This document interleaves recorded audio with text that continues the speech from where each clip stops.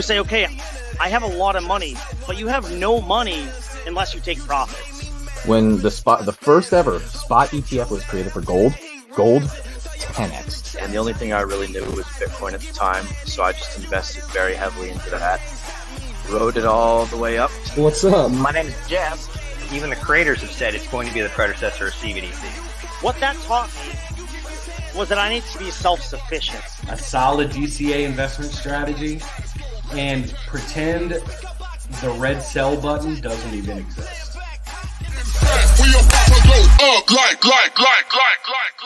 Ladies and gentlemen, we are live. Welcome to the Whiskey Wednesday Hangout. We are live right now. Thank you guys so much for joining us.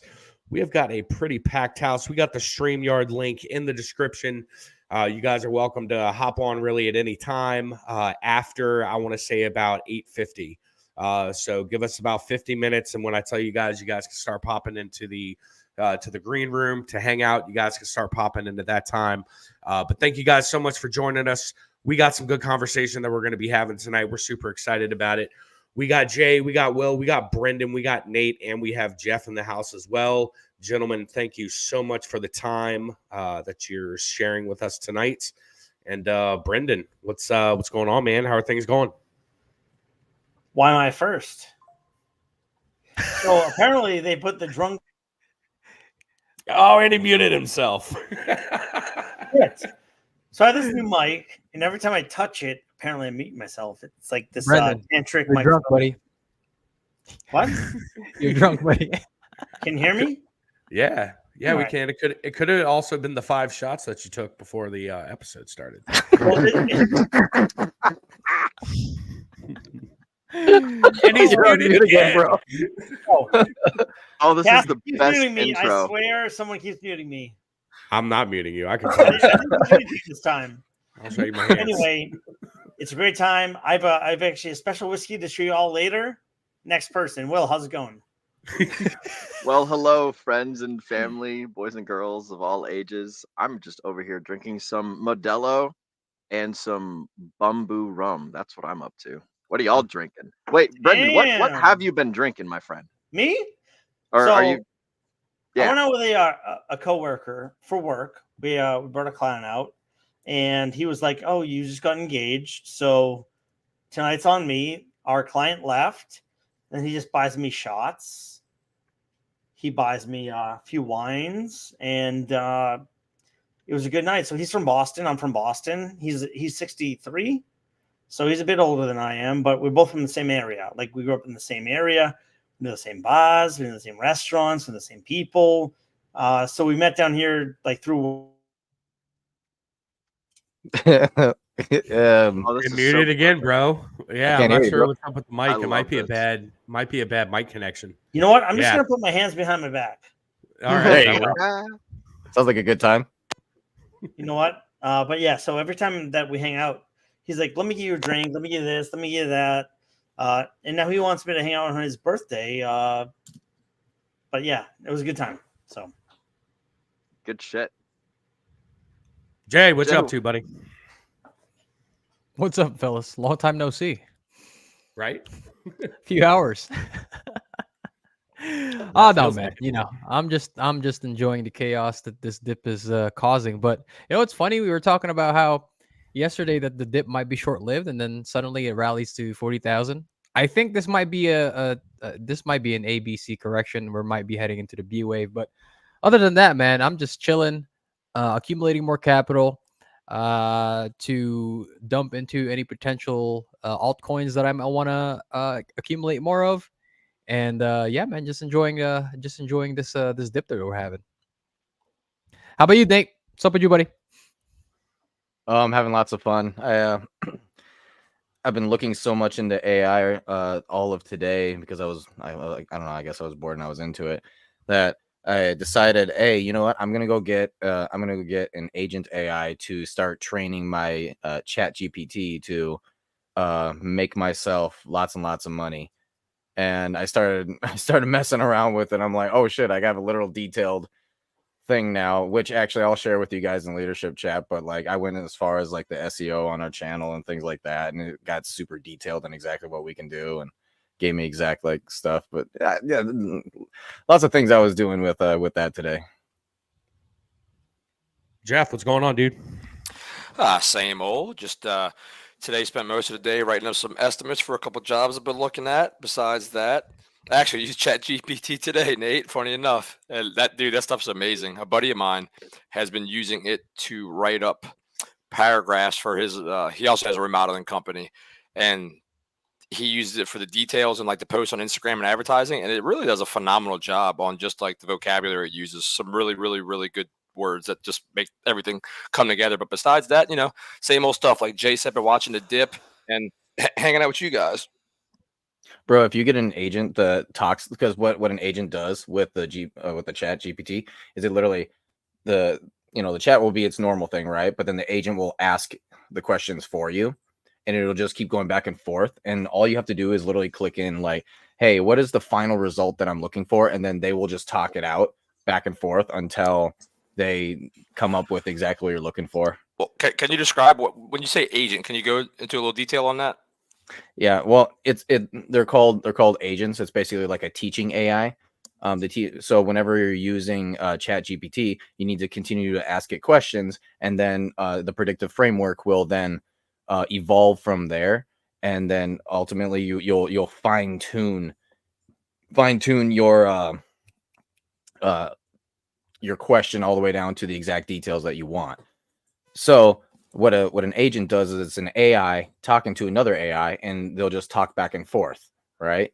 And in talking back and forth, it'll automatically do that for you. And because the AI already automatically understands AI language, it actually does it a lot more efficiently and a little bit more detailed, I would say. Nice, because it knows exactly what AI. I'm with you. I follow you. Yeah, and it's pretty wild. Actually, the first thing I typed in was like how to make a YouTube channel that averages $10,000 a month. And did it talk about us? Yeah, did it talk only about us? $10,000 a month. $10,000 a month. Yeah, $10,000 a month. How to make a YouTube channel does that. Anyway, from Minnesota, let's set your sights higher. Do you guys want us to hop off stream and y'all can just keep chatting? Do you guys? Would you guys prefer that? I'll do it. You guys want the Nate and Jeff show? We can. I'll do it. We can do that. Let's go. Let's go. You're the host. Take over, Barkeep. Hey, gentlemen, I got some news. Hexagon Lost in Asia was the first DGen in the chat this evening. All right. He came in with the Thirsty Thursday on my mind. You can't drink all day if you don't start in the morning. Amen. I applaud that comment very much. 100%. That's every Saturday for me. We got No Money Mike in the house. The DJ Roundtable barrel pick would be pretty sweet. No Money Mike, I got one for you later. Don't leave. We got Ramon Carrillo. What's up, fam? We got Super Snake in the house. Evening, gentlemen. Megan Malcare hitting us up with the hey. Good evening, Megan. Good to see you. I want to get. Oh, never mind. Finish your thing. I have to get Hexagon Lost in Asia's comment back up here. Bean is turned. A bit, yeah. I would definitely say a little bit. Will, where were you going with? I was going to say, I want to give a shout out to Ramon. I met Ramon, believe it or not, in real life. He's a super cool dude. Totally, he's a cool guy. I can't wait to hang out with him again as I'm traveling about. I'll stop by and Ramon, we'll grab coffee again, and I'll pick your brain a little bit further. But remember to send me that Patreon link that you were talking about earlier. But yeah, big shout out to Ramon. Super cool guy. He's super deep into all the Hex stuff, and he knows some cool people. So if you guys have the opportunity, reach out to him on Telegram and have some chats with him. He's a nifty guy. So that's all I have to say. And last but not least, Brendan, Megan says that you got wined and dined tonight. And she gives you a little bit of congrats on the engagement there. So. Oh, damn. Thank you. I did actually get wine and dine tonight. So I got engaged not this Saturday, but the past Saturday. And one of the people that work for our company, one of the people that work for us, maybe work for me, took me out tonight and as a congratulations. And he said, we're going to go for a drink. No one ever goes out for a drink. A single drink. Just one. We had many drinks. It's never just one drink. Thank you, Megan. Never is. Thank you so much, though. I appreciate it. How many, though? Now I'm curious. So I had 5 shots, of Tullamore and I had a bottle of wine. Not that much. Not that much. Boom. And here we are. We're on Whiskey Wednesday. I like it. All right. We have a designated driver, Josh. Have you seen? Okay. Designated All driver right. is here. So Bradley's Bradley, in the house. Hey, Bradley, I'm gonna take you up on that, brother. If we're ever, I can't remember where on the East Coast you're at, but if I'm ever over there, you're definitely gonna be my DD, bro. Bradley's in the Carolinas. Bradley? He actually came to visit in Miami. I hung out with him a couple weeks ago. Oh, that's right. Yeah, super chill guy. Yeah. Honestly, Bradley's awesome. I love him. Yeah. And he's actually very smart. Mhm. When you talk to him in person, he actually is even smarter than he comes off online. So very good hell guy. yeah. I like it. I like it. Good stuff. All right. Well, hey, here in about 2 minutes, we're going to turn it over to Jeff to go over the mock portfolio update. So for the next minute or two, I wanted to give you an opportunity to tell everyone what they can expect on tomorrow night's episode with FastAbdoul. What you got planned for that? Yes. So tomorrow night with FastAbdoul, we're going to be covering the two fucks and the bribery things that are coming out. I don't know if protocol is the correct word or system or whatever, but FastAbdoul and I believe Yellowcake, if I'm not mistaken, FastAbdoul and Yellowcake are creating a system that's basically it is a fork of Balancer / Convex, if I'm not mistaken, and we're going to be talking about how to use it, how it interacts with the PHUX exchange, and how people who are plebes that have low amounts of money can get more voting power using the PHUX system, using the two fucks protocol that they have come out with. So we're gonna go through all the deep dive in that. We're gonna talk a little bit about who FastAbdoul is, like how long he's been in the Hex community, like some things he's been involved with in the past, some people that he knows, some like all that stuff. So that's what we're going to be covering tomorrow at 8 p.m. Eastern here on this very channel. Good stuff. And hey, Jeff, real quick before I turn it over to you, Bripto Briss in the house tonight, 199 super chat. We appreciate that, man. Let's go around the table real quick. Let's answer this question because I do think it is a pretty good question. What would you choose, 1 million Hex or meet Richard Hart in person? If you guys want to give an answer and then like maybe a sentence or two on why, and then we can turn it over to Jeff. Who's first? So pick me. I'll go ahead. I'm going to go first. So I'm going to go 1 million Hex.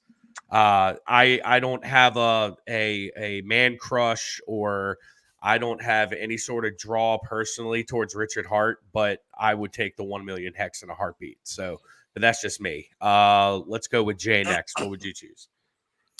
I actually agree with Bradley on the chat here. 1 million Hex without any context. But if you modified that to you get to spend an hour Richard Hart, pick his brain, I'd take the 1 hour Richard Hart, pick his brain. But no context, 1 million Hex. If it was just like, hey, what's up, Richard? Let me shake your hand and then be out of there, I'll take the 1 million Hex. A million Hex right now costs about $10,000, folks. So it's for reference. Will, what you got? You could not. There is no price that I would pick that I would take the option of rather than meeting Richard Hart. I think that the networking opportunity has higher financial implications than whatever the price opportunity is. So like, obviously, like this is presupposing I am who I am now.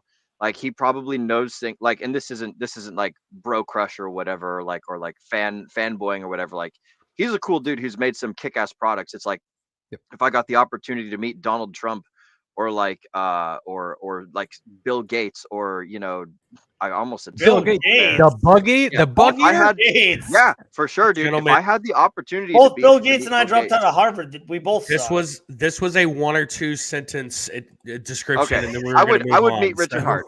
I'd meet Richard Hart. Brendan, what you got?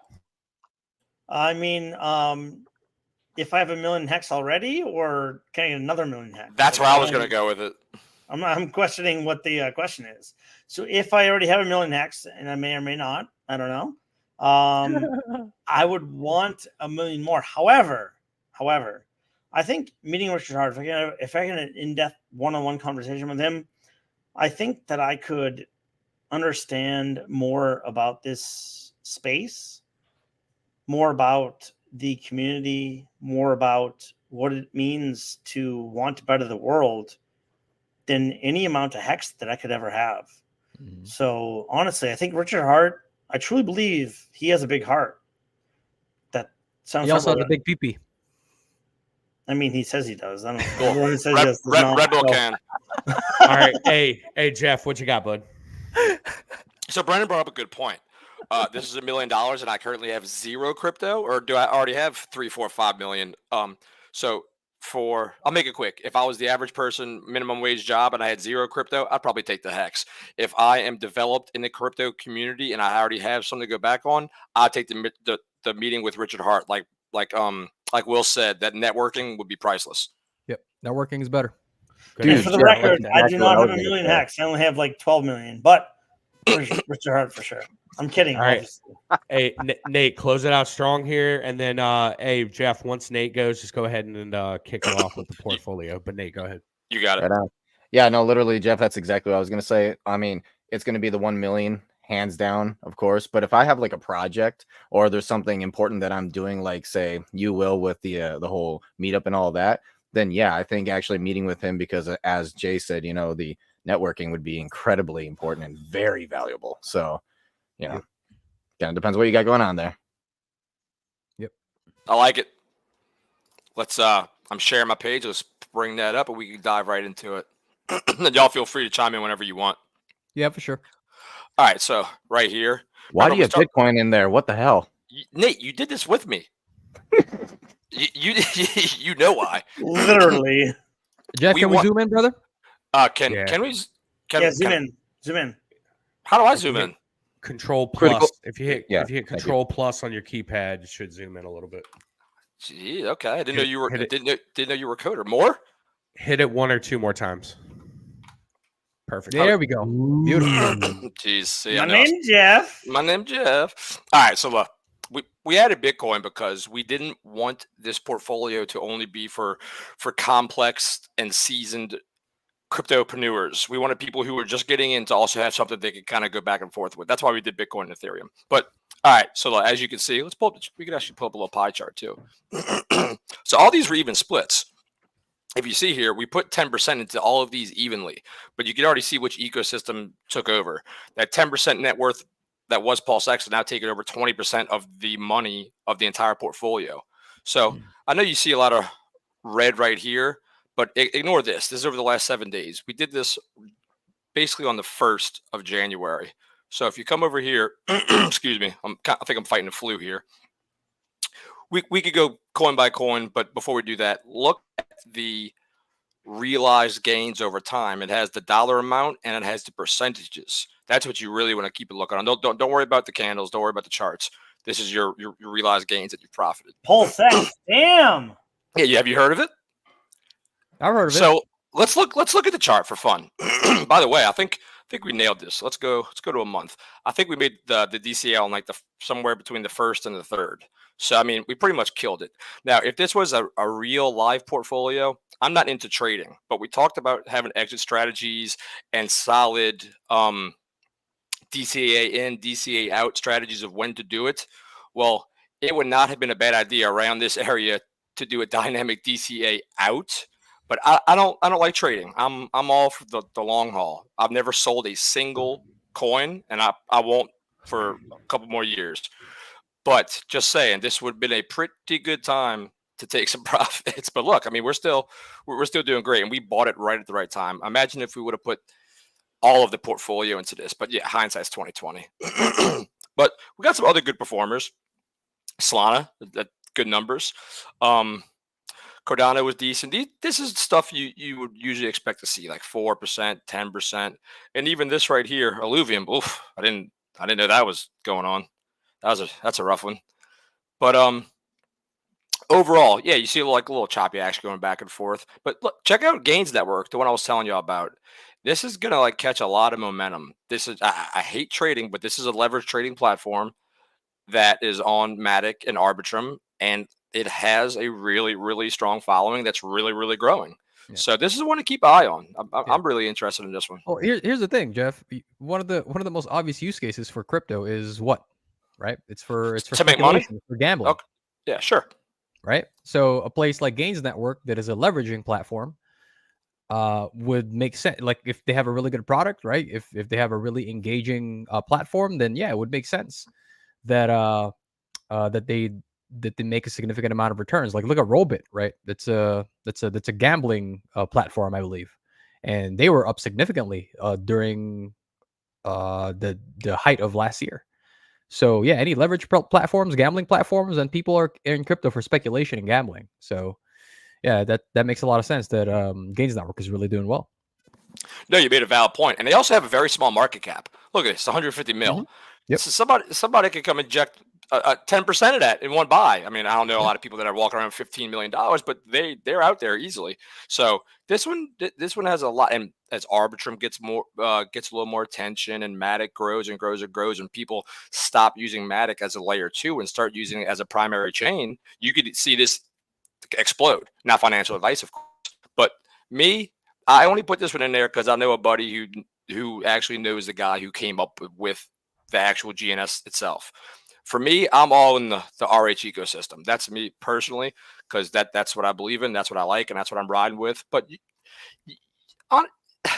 if you throw the smart thing to do is to diversify. According to who you ask. Well, not if you ask Warren Buffett, but if you want to play it safe, you put some money in Bitcoin, you put some money in Ethereum, you put some money in a few different projects, and you kind of mitigate your risk. That's if we always talk about risk tolerance, right? So, I mean, it's really up to you. But any of y'all got anything to say? What y'all think? Yeah, so basically what you got going on here is you got 2 blue chips that is basically guaranteed to, like, hey, this, if nothing else, it's at least protecting your money, right? So you're not going to have that painful 90% or 99% drop, right? Of course, we're RH believers here, and so you're going to have those coins, and the fundamentals are definitely going to be real with that. And when it comes to like Hex, it's second cycle, but there's a huge following behind it, and obviously the leader and all that. Whereas Pulse X and then Pulse is also a first cycle. Now, on the other side of things, you've got Solana, and Solana is basically like it's heavily backed by a lot of people, a lot of VCs with a lot of money, and they're going to want that to succeed. Is it going to overtake Ethereum? I don't think it's the killer, right? But it'll do well, right? And then Phantom quite literally has the best devs out there, and it's the main L1 token, right? So it's obviously going to do well. I mean, you got a lot of stuff in there. The only one that I personally would be like, what the hell is that doing in there, would be I guess what you could call the scratcher bet of yours, which is what was that coin called again? Gains Network. Gains. Yep. So the Gains Network. Yeah. And that one right there, ultimately, like in my mind, is popping up as the you have inside knowledge or inside friends. And so therefore, that's something, if you have an advantage of some kind, you're going to want to put that in your portfolio, right? Because, sure. I mean, there's a lot of people that you know something here, or you've got an advantage of some kind. Whereas you also have the GameFi tokens. GameFi is going to be, like, as I was talking about with the bull trends, the bull mindset, right? You're going to want to have these narratives in your portfolio. And GameFi is... well, it's basically number 2 right now, and it's going to continue on. Yeah. Sure. Hey Jeff, can we go and take a look at the all-time chart for Gains Network, bro? Is this it right here? Let's see. Price. Yeah, max. Yeah, there you go. Let's log it. Yeah, and I want to specify real quick. I own 0 Gains Network, so this is not me insider knowledge. I just think it's going to do well, and I have information about it. But I actually own 0 of it. It's kind of funny. My buddy has 0 Hex. I have 0 GNS, and we always try to like pawn it off to each other, and we always just refuse. So I can't wait till like 2025 if I could talk shit to him or not. Well, here's the thing, right? Can we keep the chart up there? Sure. There. Thank you, Mr. Producer. Yeah. So I mean, just from taking a look at the chart, the all-time chart of Gains Network, I mean, it's a pretty damn good looking chart, right? We had a significant run up in May of 2023 last year. It came down and found support at exactly where you would expect to find support, and it did not make a new low. So as far as charts are concerned, Gains Network is a pretty good looking chart, right? Doesn't look scammy at all. So if you're in this, I mean, if you bought at the tail, like in the middle of 2022, you're in a heavy profit. So yeah, from a chart perspective, Gains Network, like not looking at any of the fundamentals, the chart looks good. Yeah. And look, And last night, I was joking about the DRT chart having a solid Elliott wave foundation. But if you take a look, when this thing bottomed out after it ran up a little bit and then it found its bottom, it's got a pretty solid 5-wave sequence going up, and then you see a 3-wave corrective coming down. And so I mean that's a very healthy looking 5-wave Elliott wave sequence right there. And then you can see the ABC coming down, and it looks like it's just gonna continue for the upcoming future. That's what it's looking like. Yeah, this thing's in profit. This thing's launched almost 22, 23, almost 3 years ago, or am I wrong? Yeah, and it's in profit. This is a good chart. And the thing is, you take a look at the just taking a look at the chart right now. It did not make a new all-time low, right? It has its one all-time low, and then even during the bear market, when a lot of other coins were making new lows, right? This thing held support pretty well. So you take into consideration what Josh said about the Elliott wave pattern too. Yeah, it's a healthy, good-looking chart. Yeah, I like it. And let's talk about overall the portfolio. Let's see right here. Yeah, we're up 37% of our initial investment. So not bad. That's what, 5 years in the S&P 500 or what? Jeff, 37%. How long? How long? 3 weeks. Damn. Shit. No, but we down after 2 weeks we were up like 80% or something crazy before Pulse and shit went down. That's what we should have done that. Yes, sir. Jeff, is this just with the initial DCA, or have you done a subsequent DCA in since? I haven't done anything since. But this is just the initial investment. The initial investment, we threw the $1,000 in, and this is what we're sitting at right now. Gotcha. So, do you plan on doing subsequent DCAs into this, or are you planning on letting the 1,000 ride? So initially, when me and Nate were talking about it, we were talking about doing 1,000 down initially, and then doing like $100 a week or $400 or $500 a month, so that the average person kind of see how much real money they can make. If you're doing $1,000 a week, that's for some people that's not plausible. So we were doing something, try to do something realistic for the average person, so they could kind of gain some traction and see some hope in crypto to be able to set them financially free. So what my goal is to do it monthly, because a lot of people are going to want to fool with this a week, but I'm down to do it any way possible. I just think the monthly way to do it is going to be the easiest for people to keep track of. First of the month, boom, piece of cake. What's the portfolio look like now? They don't need to check it every week and get tired of it. So that's what we're looking at right now. Question. Yes. Would the GGN Roundtable ever invest in your portfolio? If they want to be up 37% in a couple weeks, yeah. So I can tell you right now, I own just about all those coins. Nothing that we do is financial advice. So don't invest in anything that we suggest or that we are up on. However, we may, as the GGN Roundtable, be investing all these coins with all the profits that we get from this channel. I don't know. It might happen, might not. We might just let it ride just for the fun. We'll see what happens. I'm going to take all my earnings and strictly buy all RH products and just burn them just for the ecosystem, for all you guys out there. Burn. Hey, 1/10 of every super chat goes to burning like one I love it. Or some bullshit. That's great. DRT. This is retarded. That's Wolf's plan. We'll burn DRT with it. That's Wolf's plan, man. He said he's gonna buy up DRT. That's what he's gonna do with his cut. I think. Did I say that live? I think I might have said that live. That's okay. Maybe. Pocahontas knows me well, so we're all good. You could send her to me. Oh God, that crotchety old lady. Bro, she's been getting wrecked on X, bro. Like, did you see the community? I'm sorry, Jeff. Bro, they've been wrecking her every time she posts something.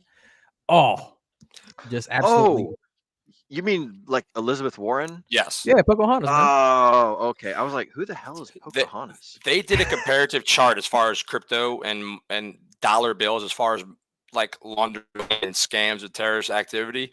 The amount of money, the amount was 1,000 times more with the US dollar than crypto. Yep. 1,000.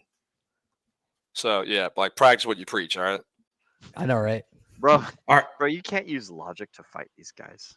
Sorry, that's all. Go ahead, Josh. What's logic? All right, good stuff, Jeff. Hey, we appreciate the portfolio update. And yeah, let's we'll talk offline. Let's try to get this out in front of people more often. Also, yeah, just let's come up with a solid DCA strategy. I like that. And then Yeah, let's if see you what want, it starts to look like. If you want, we can start doing it every Whiskey Wednesday. You know, give us something to shoot the shit about. Yeah, I'm cool with we that. can. Yeah, we can figure it out, either a DCA episode or then an update episode or something. We can figure it out. Well, I'll do the DCAs right now. What you want to do? We want to throw how much into it? Whatever you originally planned on. So if you were gonna do, what do you want to do? $500 a month? Yeah, we could do that. We could do Yeah. 500. Do I keep splitting it 10 ways, or what do y'all want? I mean, this is all for fun. We could ride the hot hand, or It's up to you, man. all right, Whatever you want to do. all right. I'll do it right now, and I'll log it. And I'll keep track of it. Yeah, that sounds good. All right, I'm going to bring in for the next 30 minutes. We are going to be chatting with a member of the community. I asked him to come on. He's got a pretty great story. I'm gonna go ahead and pull on Cody. What's going on, Cody? How you doing, man? Good, brother. How are you? Thanks for having me. Hey, we're doing. Yeah, absolutely, man. Thank you so much for coming on. So, wanted to get your story, man. You shared some really solid information during a Telegram call that we had, and you have a very unique situation and the lessons and the stories that you learned and stuff like that. So first and foremost, who are you? How long you been in crypto, and how did you find the community? Yeah, man. You guys can hear me okay, right? I apologize. I was meaning to be in my at this time, but unfortunately, work, my day job got me elsewhere. But yeah, I feel blessed to be here. I really appreciate it. So my journey in crypto. So a little bit first. Born in outside of Houston, Texas. Divorced family, California, Fresno, of all places. Mom left dad, and so on and so forth. Came to Fresno, California when I was 6. So that's why I'm here. Grew up playing sports. Like I said, single mom, kind of tough upbringing, a lot of money. So I kind of know that feeling. My mom met my at the apartment complex, of all places, and I think he probably saved my life. But anyways, man, played sports. Got a scholarship playing football in college at Cal Poly. Didn't want to be I was a history major. Didn't want to be a teacher and a coach anymore. Done with school. College is a scam, right? It's kind of funny. But anyways, man, got out, got a sales job doing medical sales, wheelchairs, walker therapy, sleep apnea machines. Did that for about 4 years, almost 5. Got in a device sale, grafts to vascular surgeons. I was with a small company out of New Hampshire called Atrium. And some of you guys probably know Gore-Tex. Anyways, ski jackets, basically. Was a competitor to the last guy that was here. And so I've been doing that ever since. So 15 years of medical device sales. And that is where Gore came into the picture. That's where I learned about crypto from a new guy, or as a new guy with new employee workers. And in 2016, December, basically found out about Bitcoin. I think I've heard about it or whatnot, but man, I was, graduate college, just house, the day-to-day activities that we're all trying to, strive, accomplish, all that, American dream stuff. Anyways, Bitcoin's 4x, I think. I did not buy any. And then a year later, buddy Perry would be like, "Hey man, just buy one Bitcoin." So at the new house, new job, new baby girl, little daughter. So I had a lot going in my life. I was 35 years old, and I'm 41 now. So man, I knew then, good God, it'd be a different deal. But anyways, man, so yeah, right, 19 and some change, and I'm like, holy shit, I could have bought a ton of those. I had some liquid at the time, wow. So that kind of got me down the rabbit hole of what is it. You're either going to be a lawyer or a teacher and a football coach, right? So I can research. So I found the white paper, read it, didn't really understand it, read it again. And then I'm like, holy shit. Okay. What? Ethereum, I think, went to $800 and then it went down to $80. And I was at my buddy's daughter's birthday party, and another friend of mine I hadn't seen in 5 years. And I'm like, oh God, crypto. He's, like stealing candy from a baby. And it was the top of the market time. And of course, I bought the top. Got in Tron. I bought Ethereum on Coinbase. Got into Tron. Justin Sun, the Elon Musk of crypto. All right. I think he went to lunch with Warren Buffett, so he had a good white paper roadmap, and just learning about everything and trying to figure this stuff out. And then I became a Bitcoin maximalist because decentralization, right? Like peer to peer. And then Plan B is a guy you guys probably know. He's on the internet. Mm-hmm. He's basically the analyst that goes on and he has the stock to flow measure on Bitcoin, and basically every 4 years the halving. So went down that rabbit hole. A lot of people don't know right now there's 6.25 Bitcoins every 10 minutes. And they got that basically this May, the 3.125, and every 4 years. So that's just magical, right? How that. So I started buying Bitcoin here and there at I think 100, 700. I mean, and then I just bought all in, and then I even bought more. I think one time I had like 14 Bitcoins or something. And I'm not bragging. I'm just telling you my story. I want everyone to get rich, man. I'm a giver. If you ask anyone that knows me, I give the shirt off my back. But anyways, man. Yeah. So yeah. One of the things that you had mentioned in the community call that I really wanted to get your input and information on is you had said that going into the 2021 bull top, you didn't sell the Bitcoin when you should have. And I want to sort of get your mindset on that. Did you have a plan going into it? What was your DCA out strategy and why did it fail? If you can remember, I mean, Diamond Hands, Anthony Pompliano, fourth quarter, 100 grand, right? I got over, I got a lot of money just growing. There's all these emotions going on, right? And, right? But I didn't really understand the crypto either, right?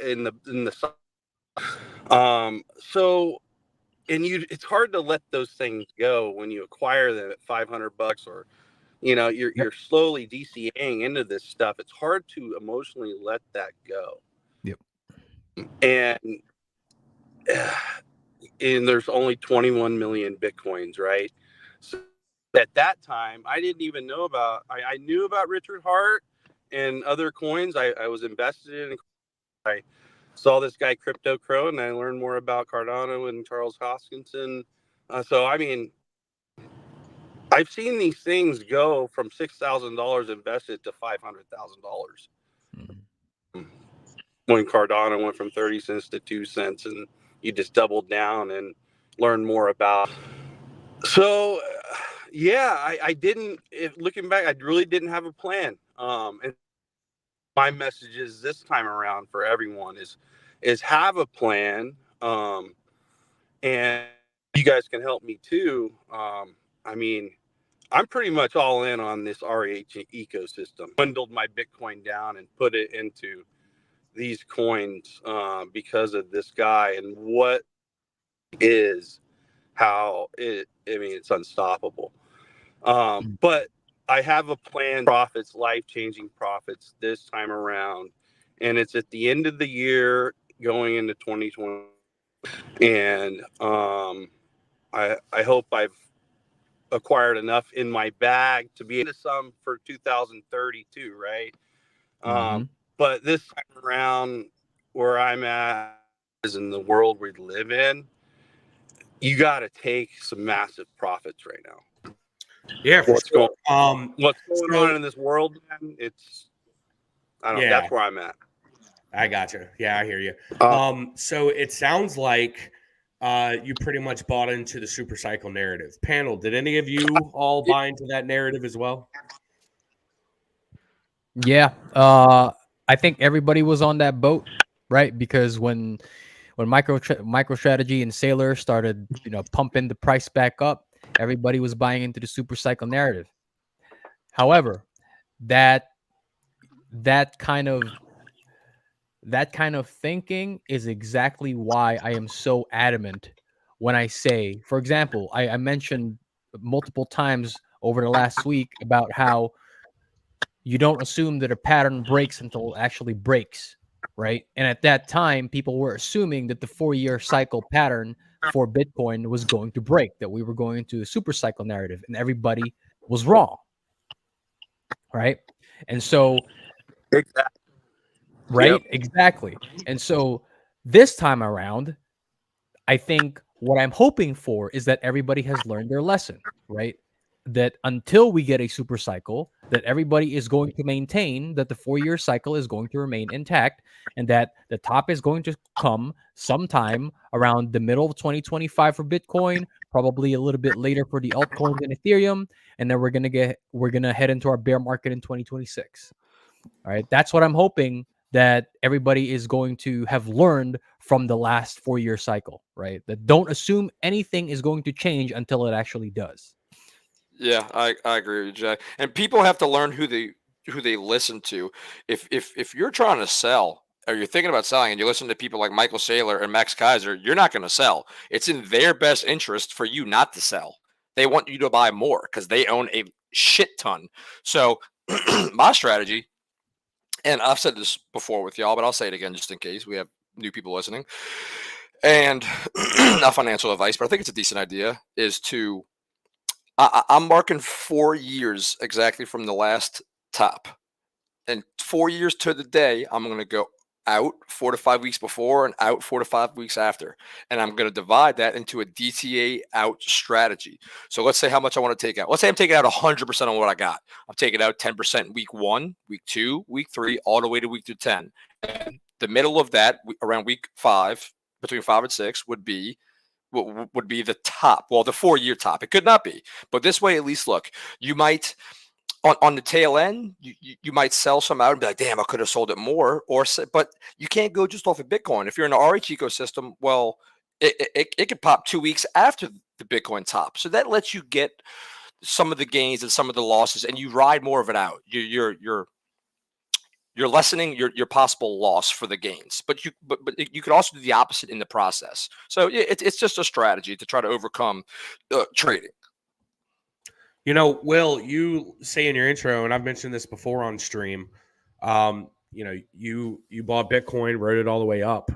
Did you have plans on selling and you bought into the super cycle, or what happened on your aspect? Like how was your experience going into 2021 different?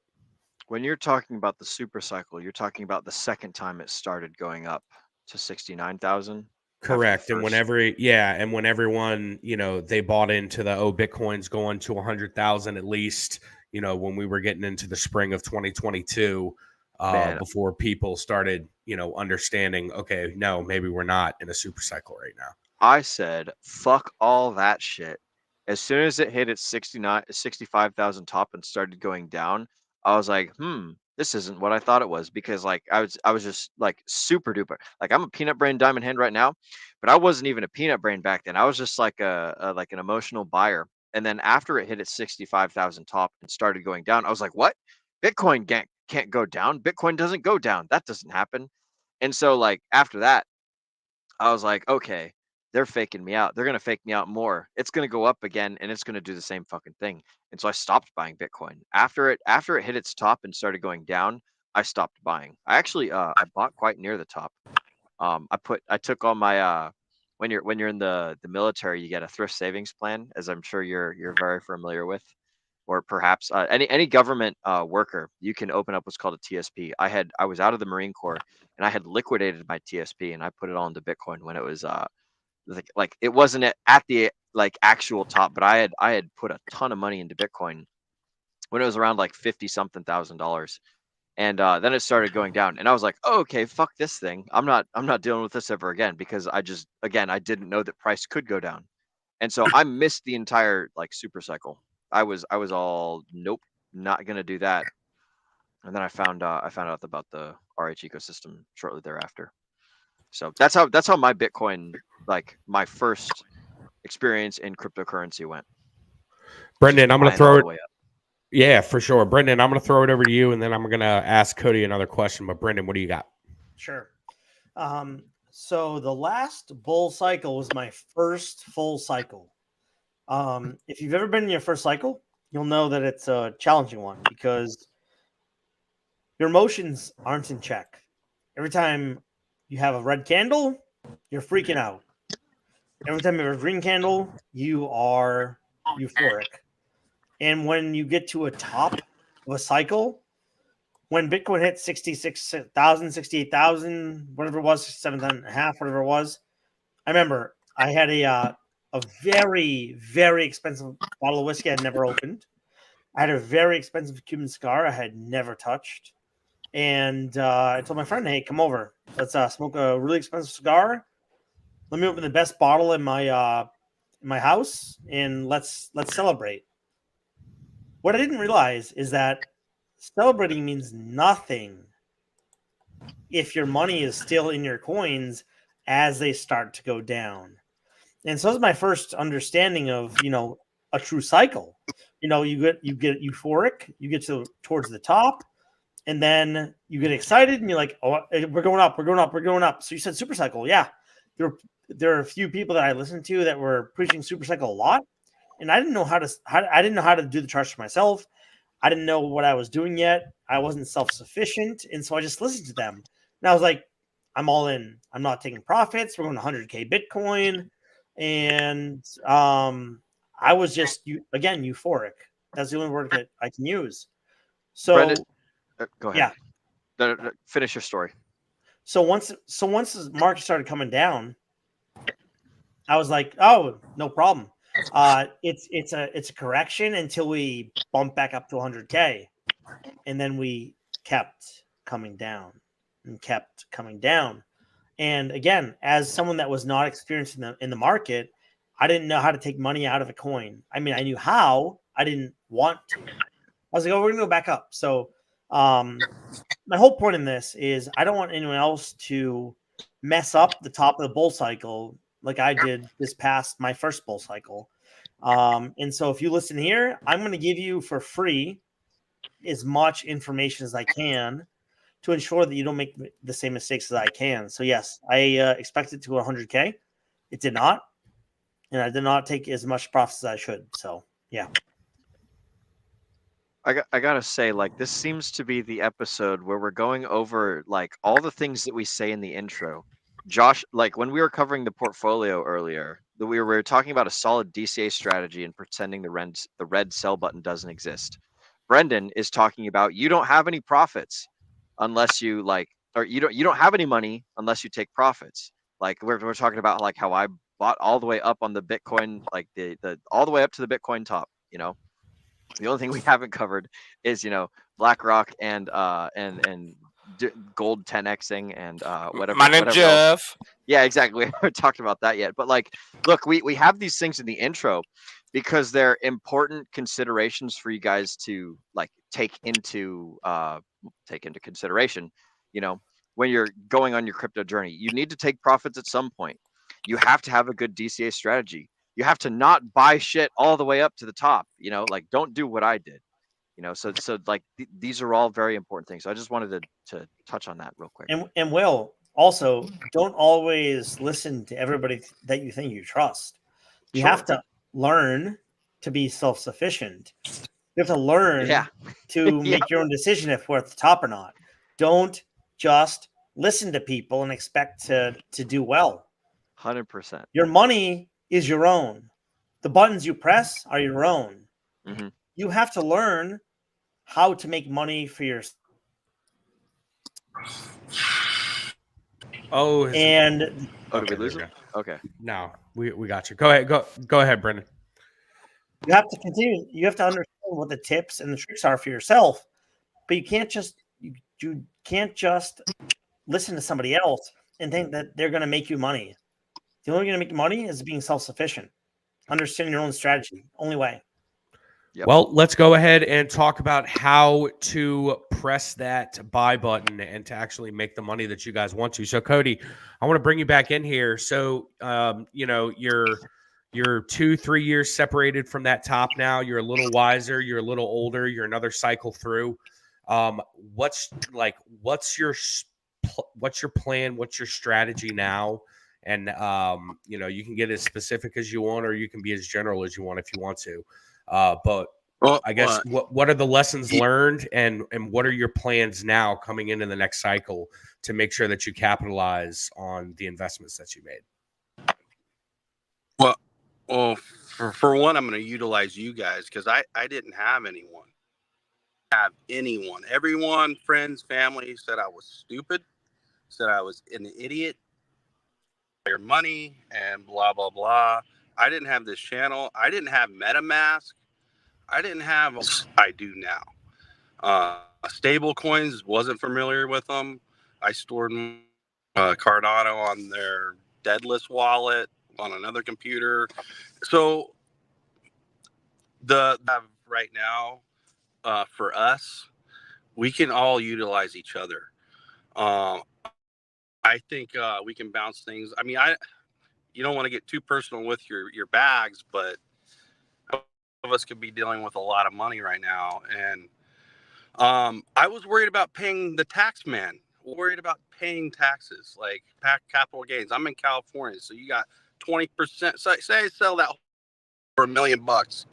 I mean, I'm going to be taxed like a motherfucker, right? 20% plus 13.3%. Huge amount, right? Yeah. Sucks. It is what it is. But, I'm not worried about that. And there's ways, please pay your taxes. But as you know, with the DeFi wallets and exchanges, I mean, fuck, dude. If my wife divorces me, I mean, there's way So other than listening to us, is there one or two other definite principles that you're going to apply this cycle? Don't be too emotional to your coins, man.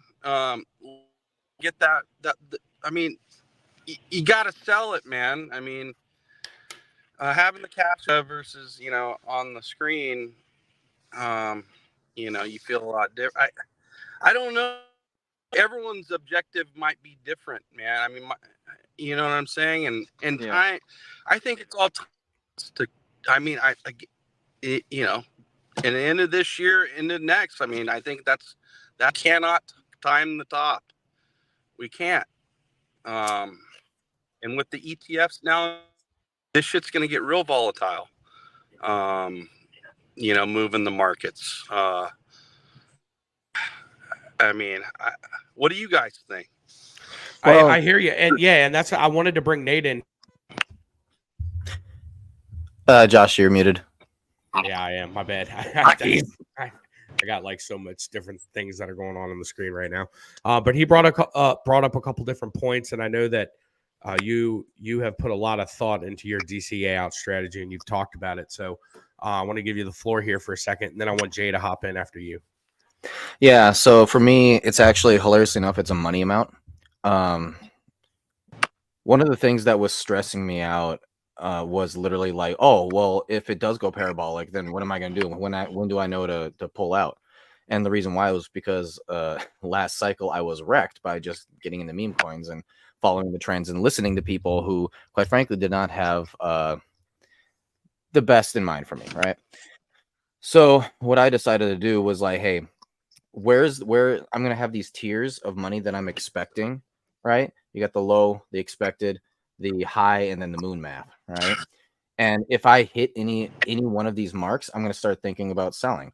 But there's also other points too. It's what I did an analysis where I looked at the gains of Bitcoin from the bottom to the top for each cycle, right? And I looked at the percentages of decreased gains, and it seemed it was I can't remember now because it was a long time ago that I did it, but it was decently close to each other. And what I started realizing was that it was anywhere from like 89,000 for this cycle right here. If you were to continue that percentage, it was anywhere from 89,000 to $125,000 Bitcoin, and that was it. It's not going to go any higher. So in looking at that at that money amount of Bitcoin, I'm like, okay, once we hit like 89 and then up, I'm going to be like watching like a hawk. It's not only that too. I'm also going to spread my askings around to the people that I trust, that I've learned to trust, that know what they're talking about. And I only know that somebody knows what they're talking about by going through it myself and figuring out, hey, I can tell the difference between someone trying to shill and someone who actually has knowledge now. You know, like Crypto Sloth, my man, he's in the chat right now. That would be one of those guys that go like, yo, what do you think? Right? And he's honest. He would give me his opinion. And I can take several opinions then from very smart people. I can start connecting them together and be like, okay, so it looks like it's going to be right around this range. I need to watch for this type of thing. And if you mix all of this together, you're going to find a perfect spot to be able to tell when it is you want to sell. But the other issue comes up. What happens if, let's just say I sell at the very extreme top, right? And I sold my entire bag at the extreme top. And I'm able to get out like $3 million in total. Okay. Well, who's going to sell the top? Nobody. So what I'm going to do is when my bag hits like 200,000, which is my low, I'm going to start looking, hey, maybe I'll take out, $10, $20, $30,000, right? I'll just go ahead and put that aside. And then it hits, $500,000. And I'm like, I've hit my expected amount. Maybe I'll take out, 100,000. Oh, you see what I mean though? You're kind of laddering out that way. It's a dollar amount for me, but the thing for me is that this is going to be life-changing money for me. So even if I were to miss that full 3 million that I could have gotten, and instead I end up DCAing myself out down all the way to like maybe 1 million at best, I've still made myself, well, from the amount of money that I put in, I'm way, way above what I originally would have made. And not only that, but I've made life-changing money for myself. That includes taxes at 20% getting pulled out. That includes that. And so that's the mindset you need to have. You need to have this mindset of like, I'm not going to hit the top, but I want to get as close as I can. But I also want to make sure that when I do pull out, I'm pulling out what it is that I need to do. I need to pull out to change my life. Simple as that. Jay, what you got? Close out. If you want to go ahead and close out this thought, and then we can have Jay. You can give a final thought here, and then we can roll into the hangout portion. Yeah, there's a few things that I wanted to mention. Right, first and foremost, what Jeff and Nate said about their DCA strategies out when it comes time to take profits at the very top of the bull market. I think those are extremely good strategies. And the reason why I say that is because it's been mentioned a few times already, but nobody's gonna be able to time the top, right? And you would be surprised at how exactly close, as far as profits are concerned, how close you're going to be able to get by having a DCA strategy out. Your profits that you're going to be able to take are very close to somebody who may have timed the top, right? Probably like maybe 20% off or so. So people are worried about timing the top because they want to maximize their profits. And if you're able to do that, sure, but the margin of gain that you're going to be able to accomplish when timing the top is probably 20% higher than somebody who chose to do a DCA strategy out, like Cody's planning, like Jeff is planning, like Nate is planning, and most likely what all of us are planning, right? And we're going to be able to sell the top on some things, but in general, a DCA strategy out is better because you're probably leaving at most 20% on the table, right? And I'll leave 20% on the table if it means I can get a sizable amount of profits, right? That's number one.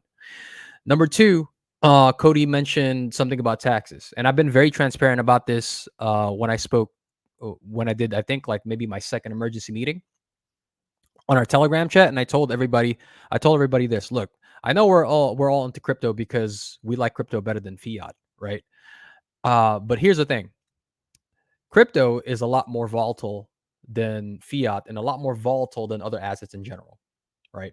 And so what I told folks is that at the very top of the bull market, I'm probably going to exit anywhere between 90 to 95% of my crypto holdings back into dollars. And the reason for that is I'd rather take the 20% haircut paying capital gains than risk riding the bear market all the way down anywhere between 70 to 95% loss. And in some cases, 99%.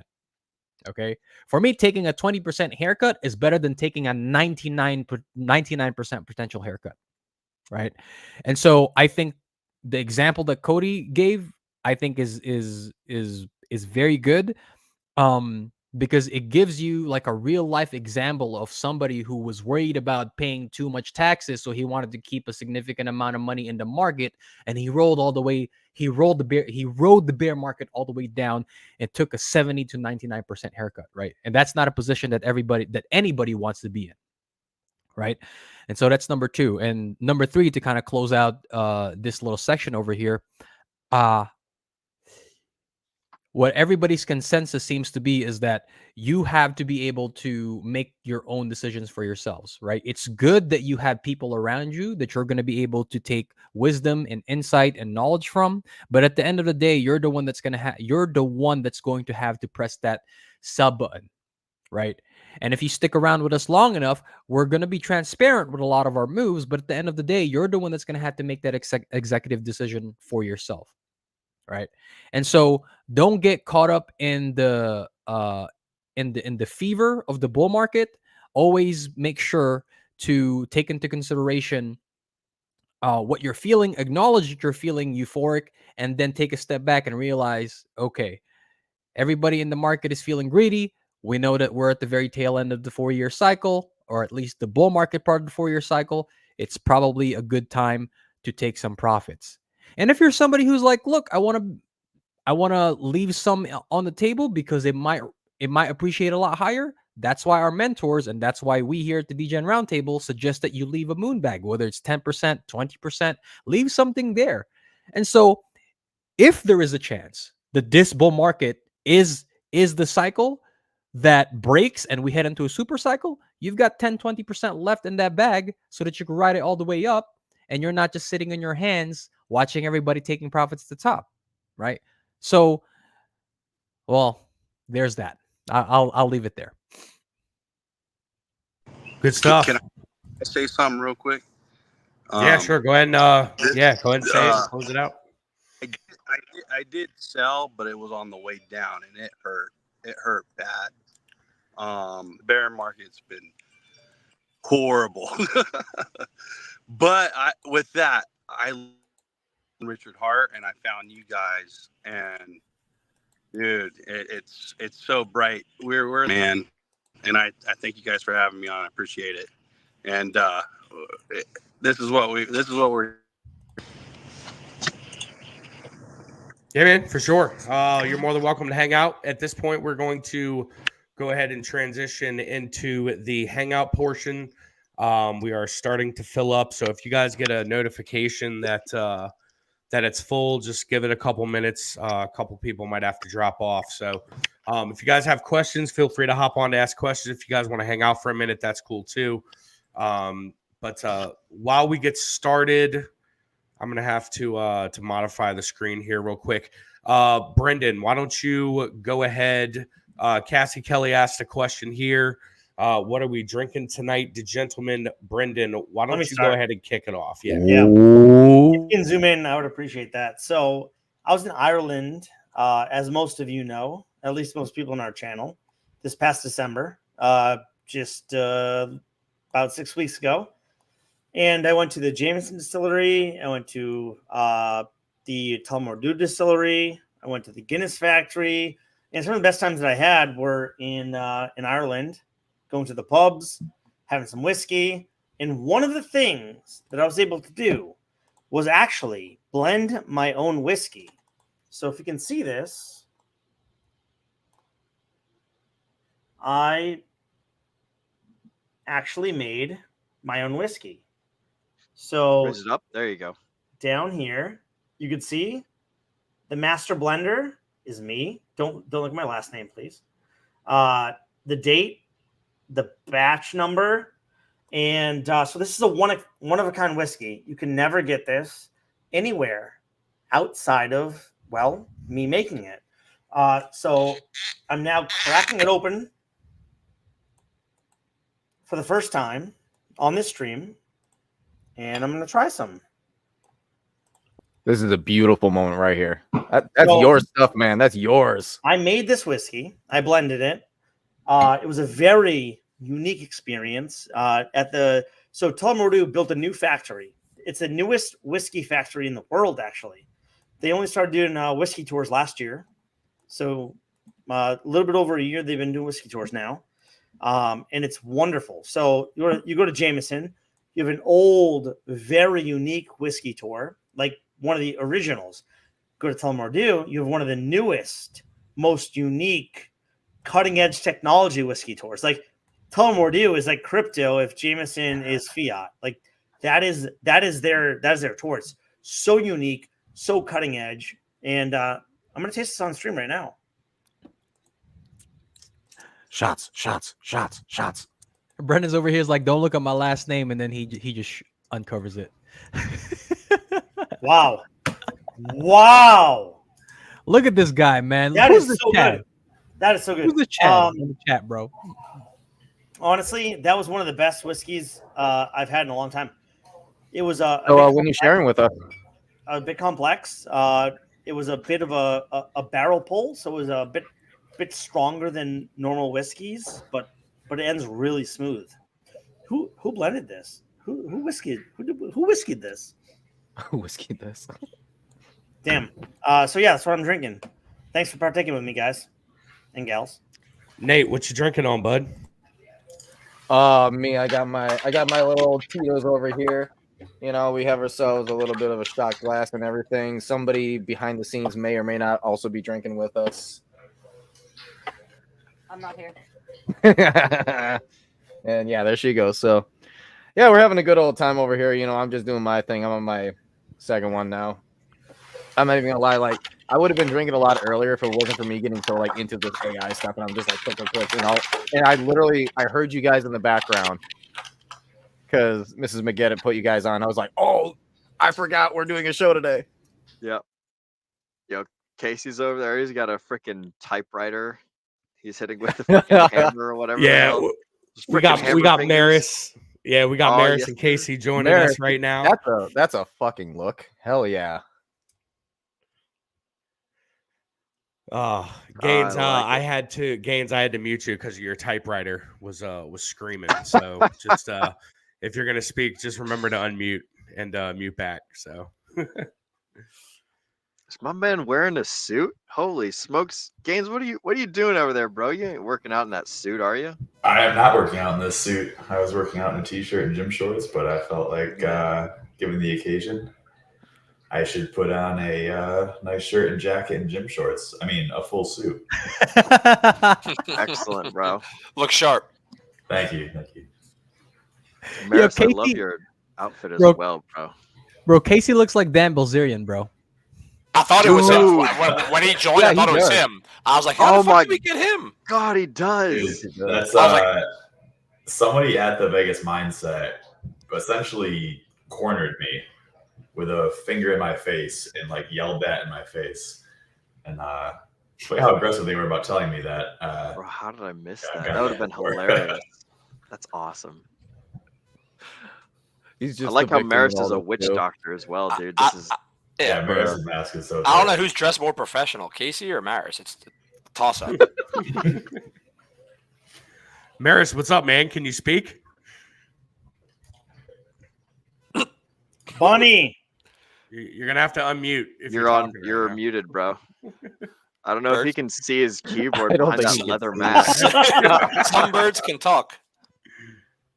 There you go. Now he unmuted. Actually, my second favorite team are the Ravens in the NFL.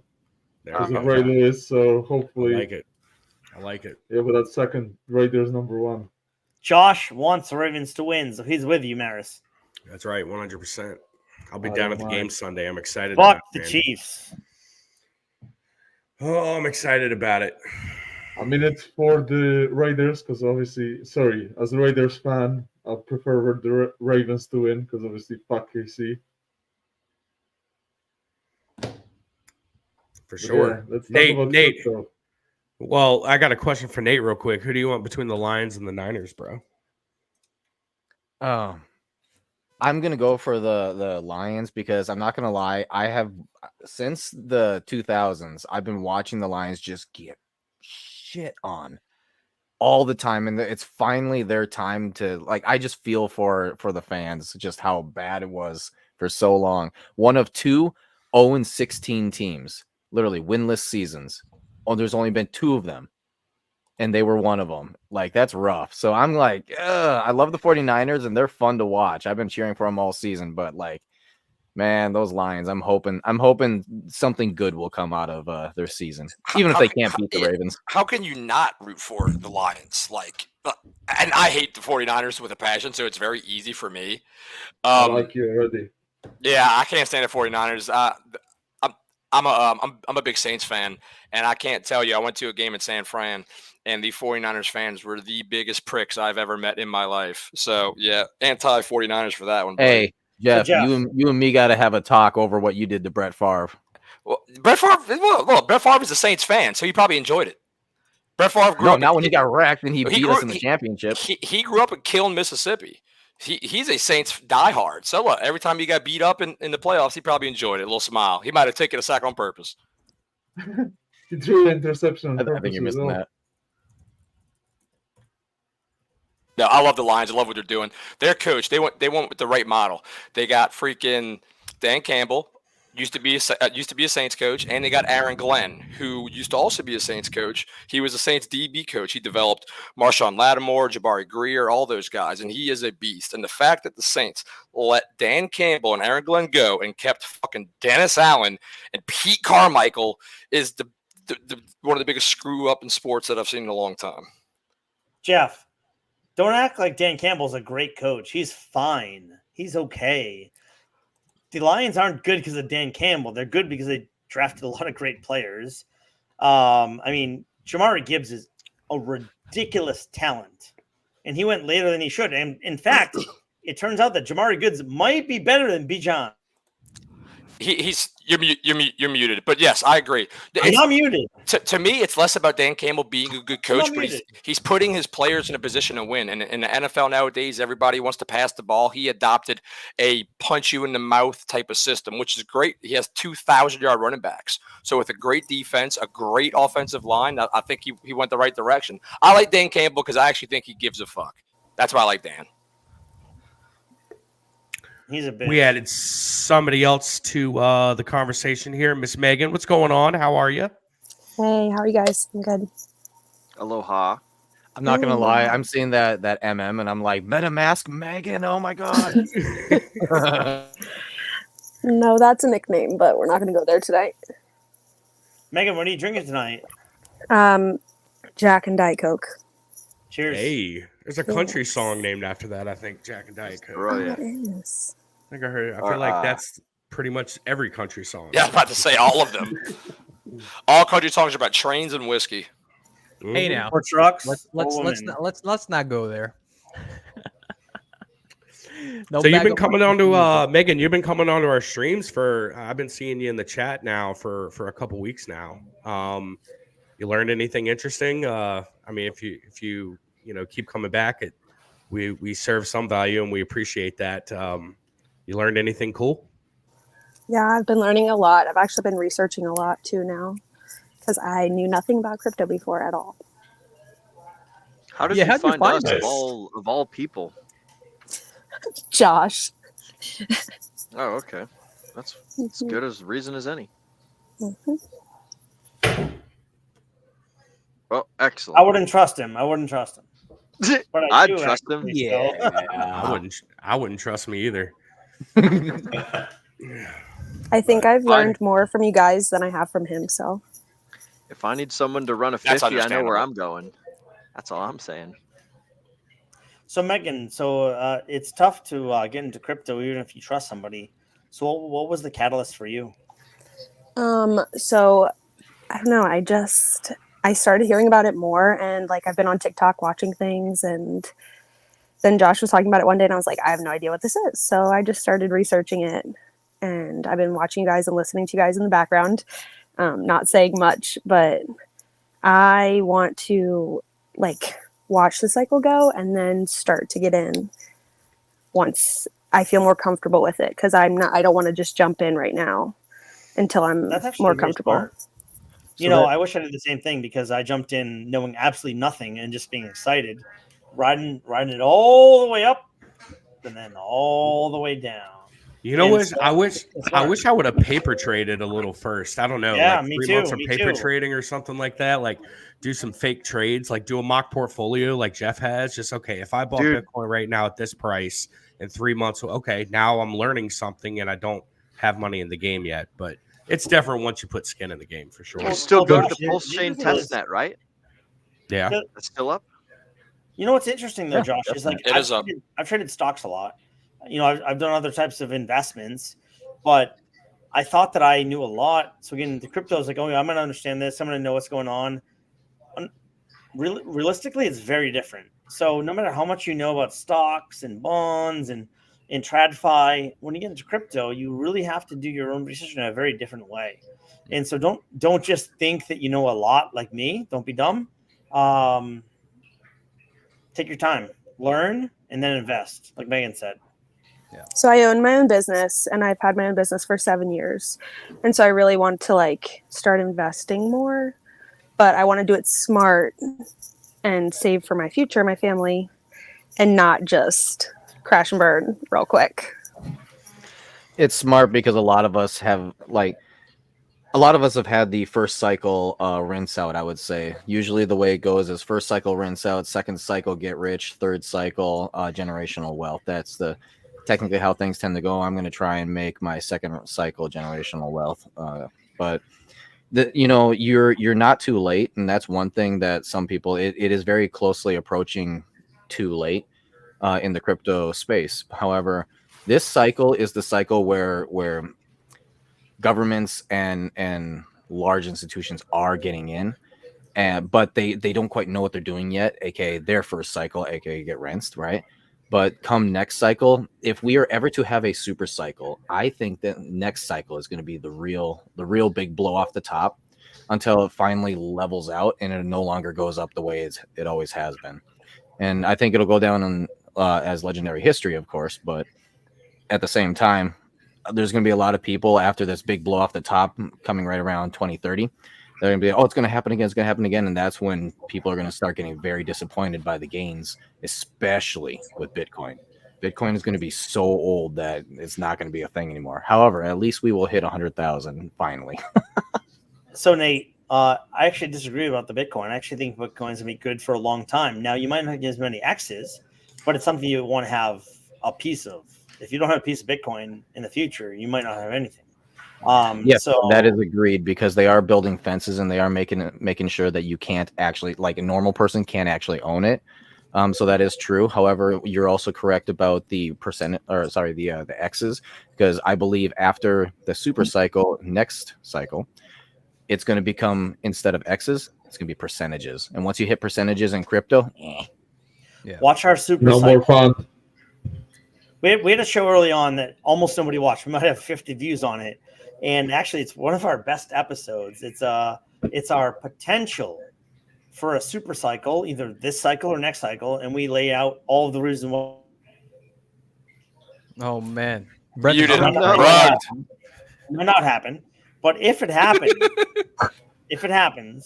the show much that we whiskey. had early on Too much whiskey. is going to be a very unique and first mover show. So watch it. And what Brendan said there about how owning a piece of Bitcoin, we actually spoke about this yesterday during our emergency stream, and me and Will were talking about how there's not enough Bitcoin left for everybody, right? And when I say there's not enough Bitcoin, there's not enough Satoshis for everybody, because now you have all these big companies coming in and buying up all the Bitcoin, right? If we're all in this space because we don't like how the traditional financial markets have degenerated into, right?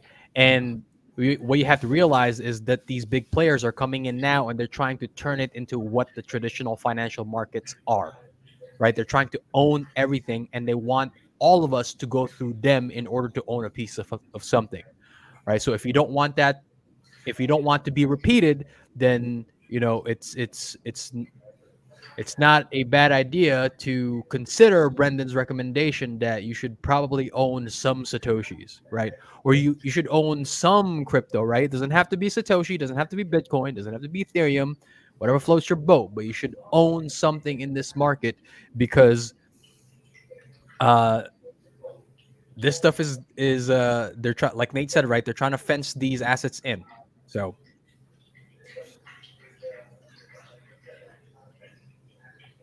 Hey, real quick, guys. I'm gonna pop off just so we can create another space.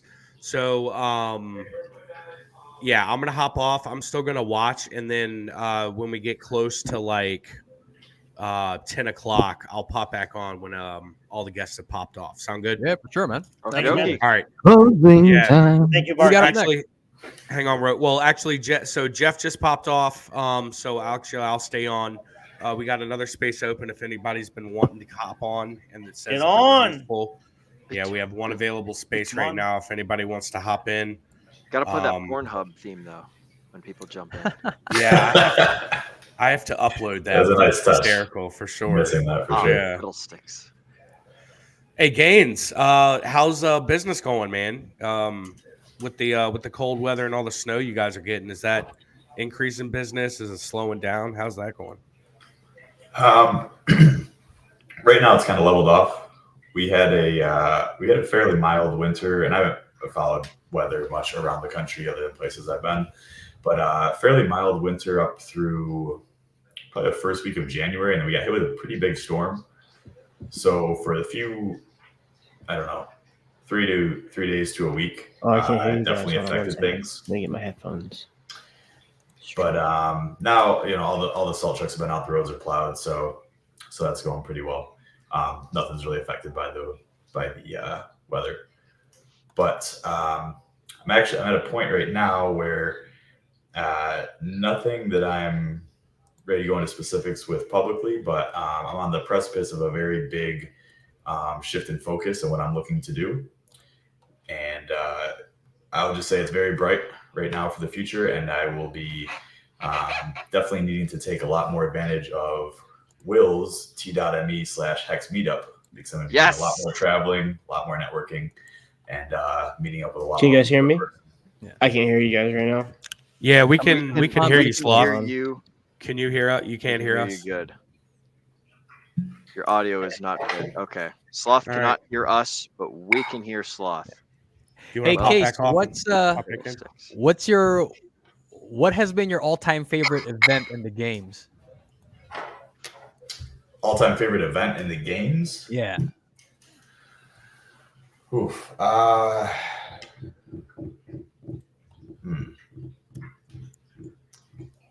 What games are you talking about? CrossFit games. CrossFit games. Oh, okay. Yep. Yeah, I found out that Casey was actually an L1 CrossFit coach for the longest time. I thought he was just a fucking meathead. No, yeah, that's kind of where I got my start into coaching and working in the industry. Honestly, probably it might be a boring answer, but probably whenever they hit, I like watching them do the benchmarks just to see like what people can do at the top level is pretty mind-blowing like a max snatch or a max clean and jerk. Those are cool. I was in Olympic weightlifting for a long time, so I love to watch the heavy lifts, but anytime they do like any of the named workouts, like if they hit like a double Fran or a heavy Fran or any workout with a name, is just cool to see because everyone's done those, and everyone can relate to what that feels like. I mean, some of the workouts that they come up with are really cool to watch from a spectator standpoint, but the ones that you've done a bunch of times just to watch people do it, how fast they can go and how long they can, the sets they can do unbroken is sometimes it's pretty impressive and humbling at the same time, and sometimes makes you feel bad about yourself. But I like to watch those. Yeah, What I would about say you? like probably I wouldn't say it's my favorite, but probably the most interesting event. This was when it was like this was like very, very, very early on, like way back in the beginning. CrossFit games that they had like a baseball toss or something like that. Was that a baseball toss? Yeah. It was Okay. really early on, bro. It Yeah, was it's like- really early on when they were still trying to find their footing. And I remember they used to give out like really cool prizes too.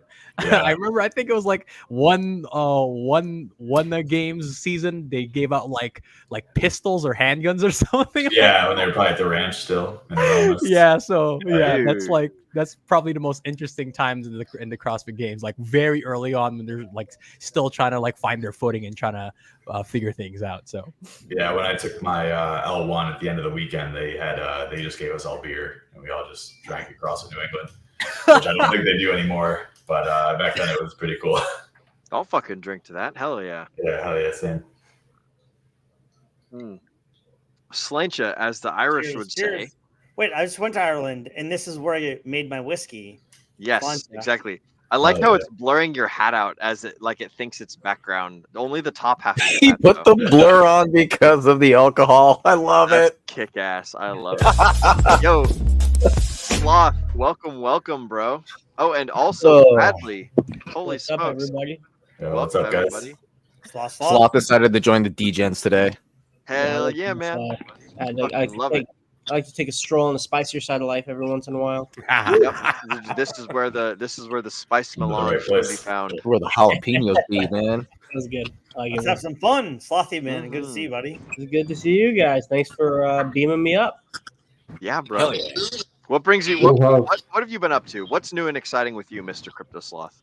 Oh man, a lot of IRL stuff. I'm on a. Oh yeah. Yeah, I'm Good on an shit. external rotation for school. So like we do all our dentistry stuff at school, but we take a month and go to like a community health center and do dentistry. And so like, I've gone from seeing like 2 patients a day until like yesterday I saw like 7, today I saw 6. So I'm doing like a bunch more work a lot faster, which has been pretty sweet. Yeah, what's your favorite dentist tool? Because I'm kind of curious, like what the hell you guys got sitting in your little waistbands? Like you freaking like I'm ready to pull out my little Dremel thing right here that like grinds teeth apart, and then there's like little cutting shit, right? What's your favorite tool to use to slice from your utility belt. Yeah, My exactly. utility belt. I like the anesthetic syringe a lot. I don't know Oh, why. of course I like you do. loading a gun or something when I'm like loading it up. You just like watching people go. "Ah." That is I like- awesome, dude. I always like when I get to pull out the 15 blade. So it's a, Oh, yeah? a scalpel because that means I get to cut. Cutting's fun. So Oh shit, yeah. I got my scalpels right here. I'm ready to fucking roll, baby. let's go. Yep. Oh yeah, I think is it blue? Is that a blue handle? No, this is a gray handle. I just got this off of Amazon. By the way, guys, fun fact: you can buy straight up scalpels on Amazon, like super cheap. Yeah, And man. I don't Those are know the where the ones- hell they come from, but Those are the yeah, ones I think I've been using.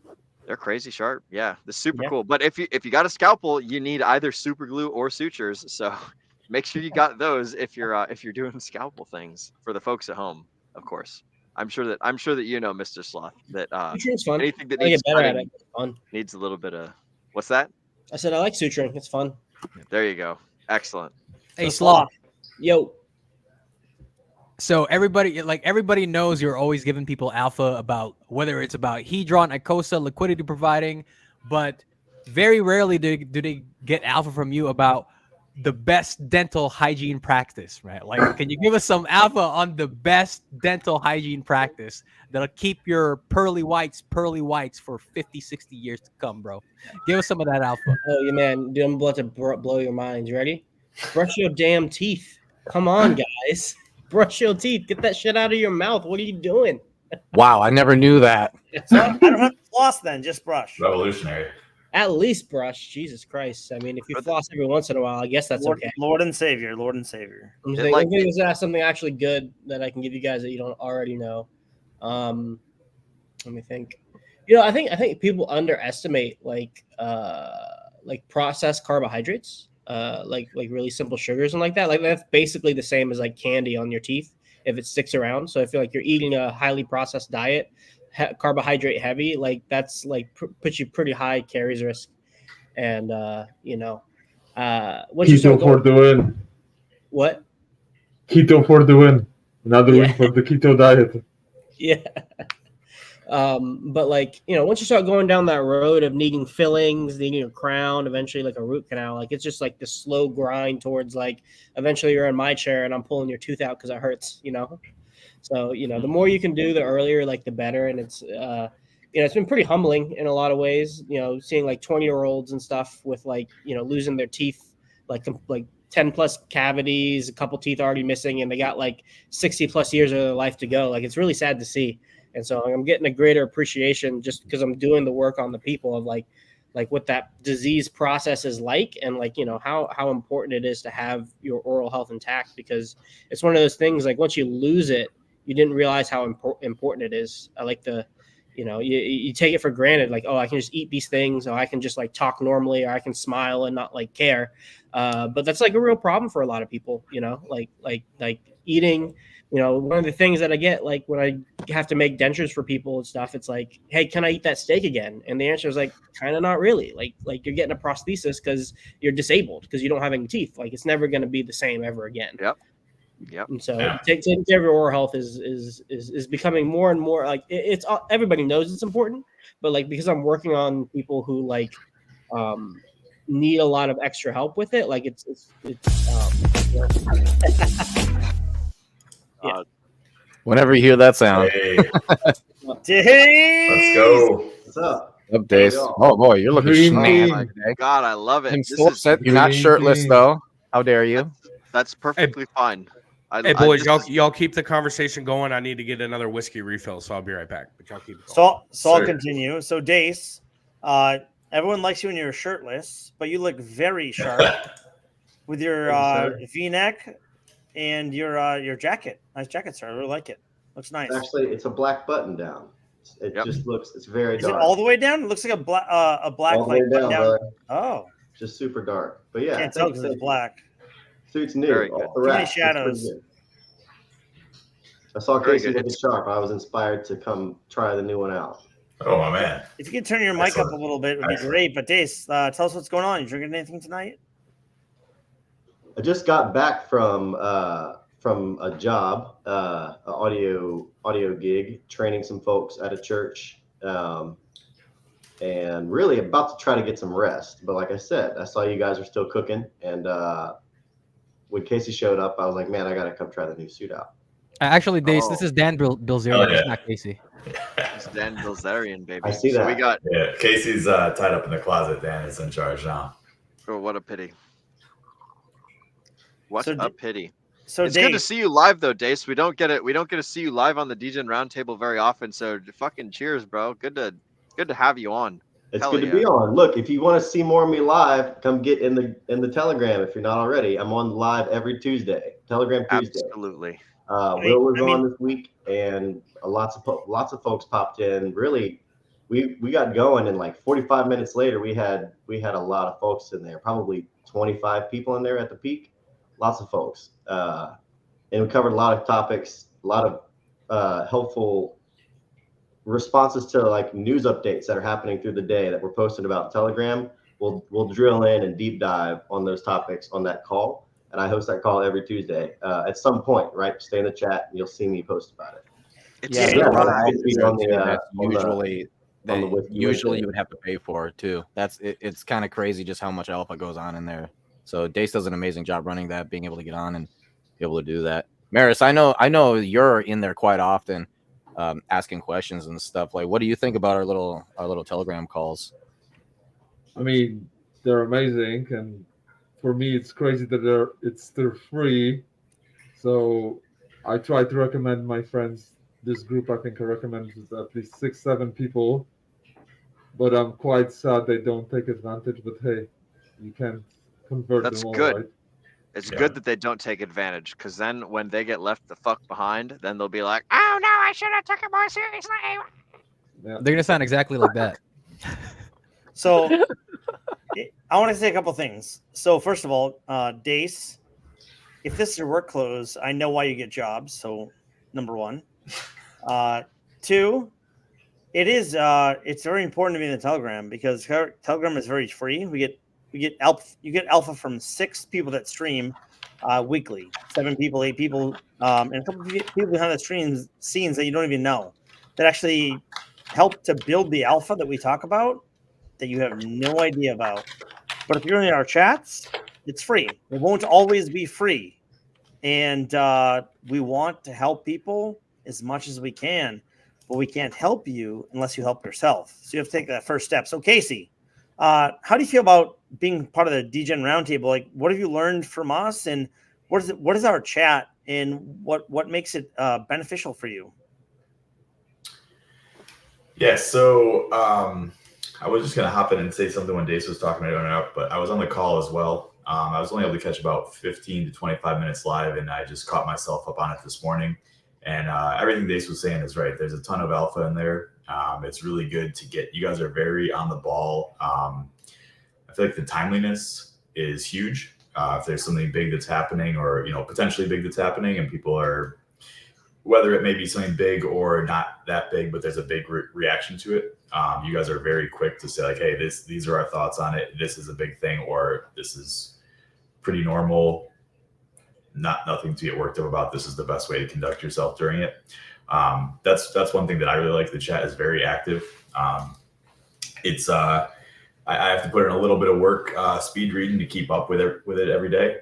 Getting a few days behind is a little. I was about a week or 2 behind on the last couple of trips I took, which was a little bit of a nightmare catching up on because I do try to read everything unless there's some back and forth helping on some stuff that I know how to do. I'll skim through that, but really just I would just even say, the anime chats. What's that? Even the anime chats, guys. The anime chats. I was gonna bring that up. Something I about always if you don't have skip it. anything I nice to always say, skip don't it, say bro. anything at all. But I skim them. Maybe bookmark a few things here and there if it catches my eye, but skim those. But welcome to the no. club. We just gotta get Casey to write anime, right? We gotta show him how heavy are the barbells you lift. Okay. All right. I'll keep it open mind. Oh my God, you Keep it really open with her, mind, Jay. I'm a huge. I don't know where this is gonna go. I'm a huge Death Note fan and a huge Tokyo Ghoul fan.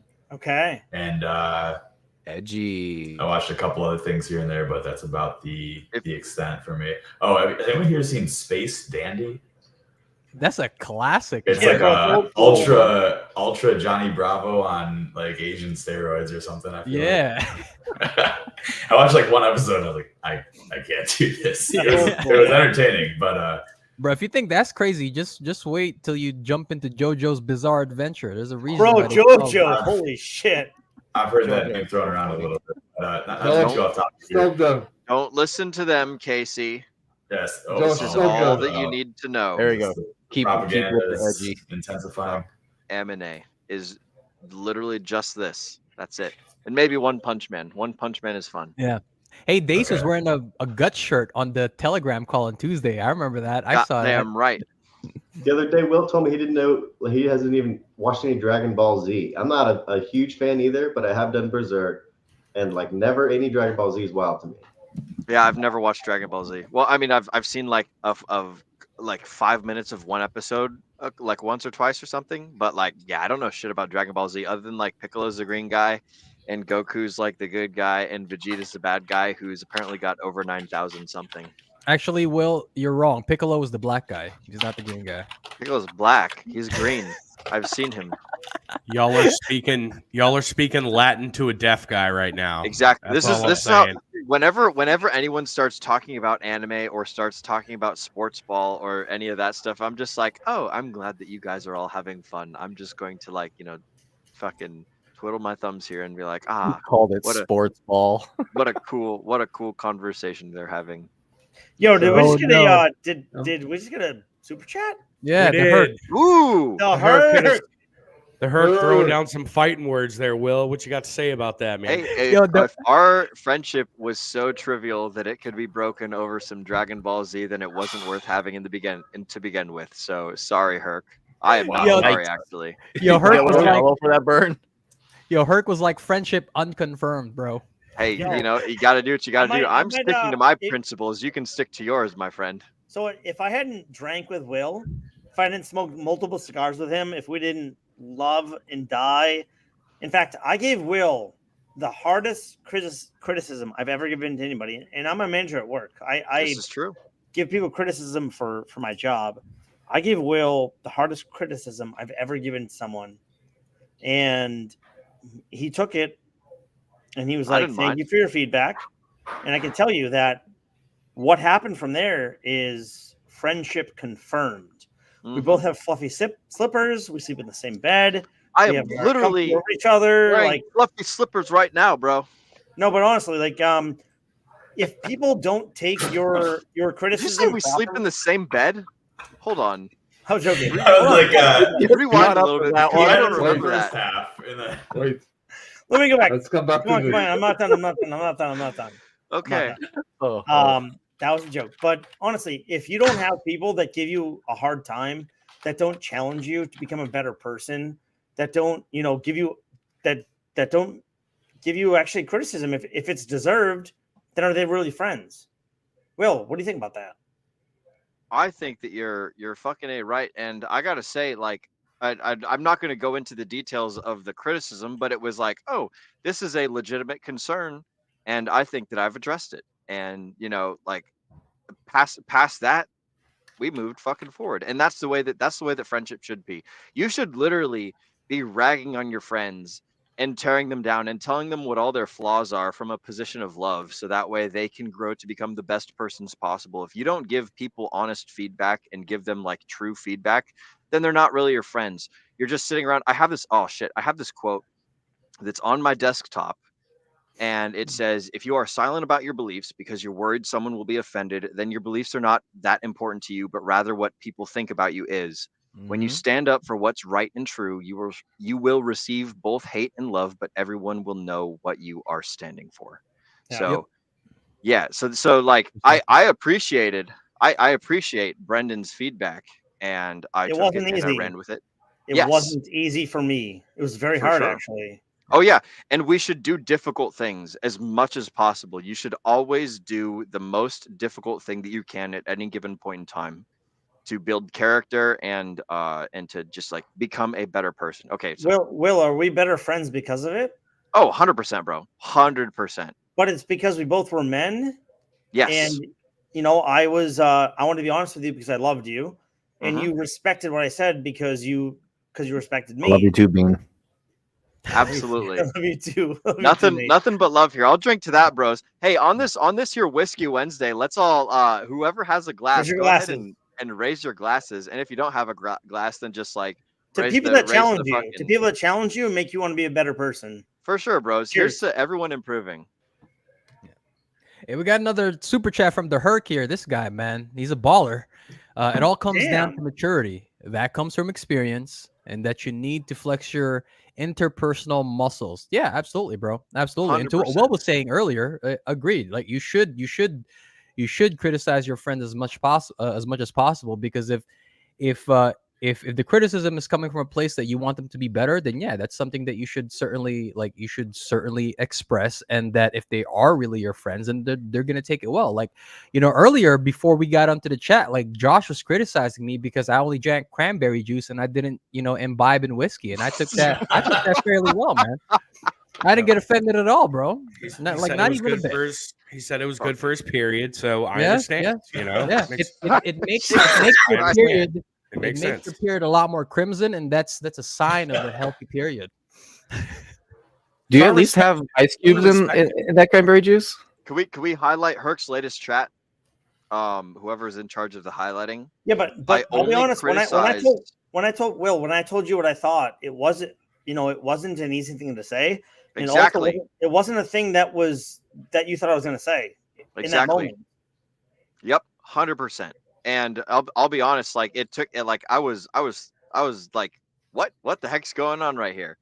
And I took the information, we moved forward with it, and I changed the things that needed changing, and you're like, okay, everything's good, and we all moved forward, and just No, like, not, okay, not good, great. Like you took it, and what's unique about people is people have a hard time taking criticism and then like understanding it, thinking about it, and then like going from that point and moving on.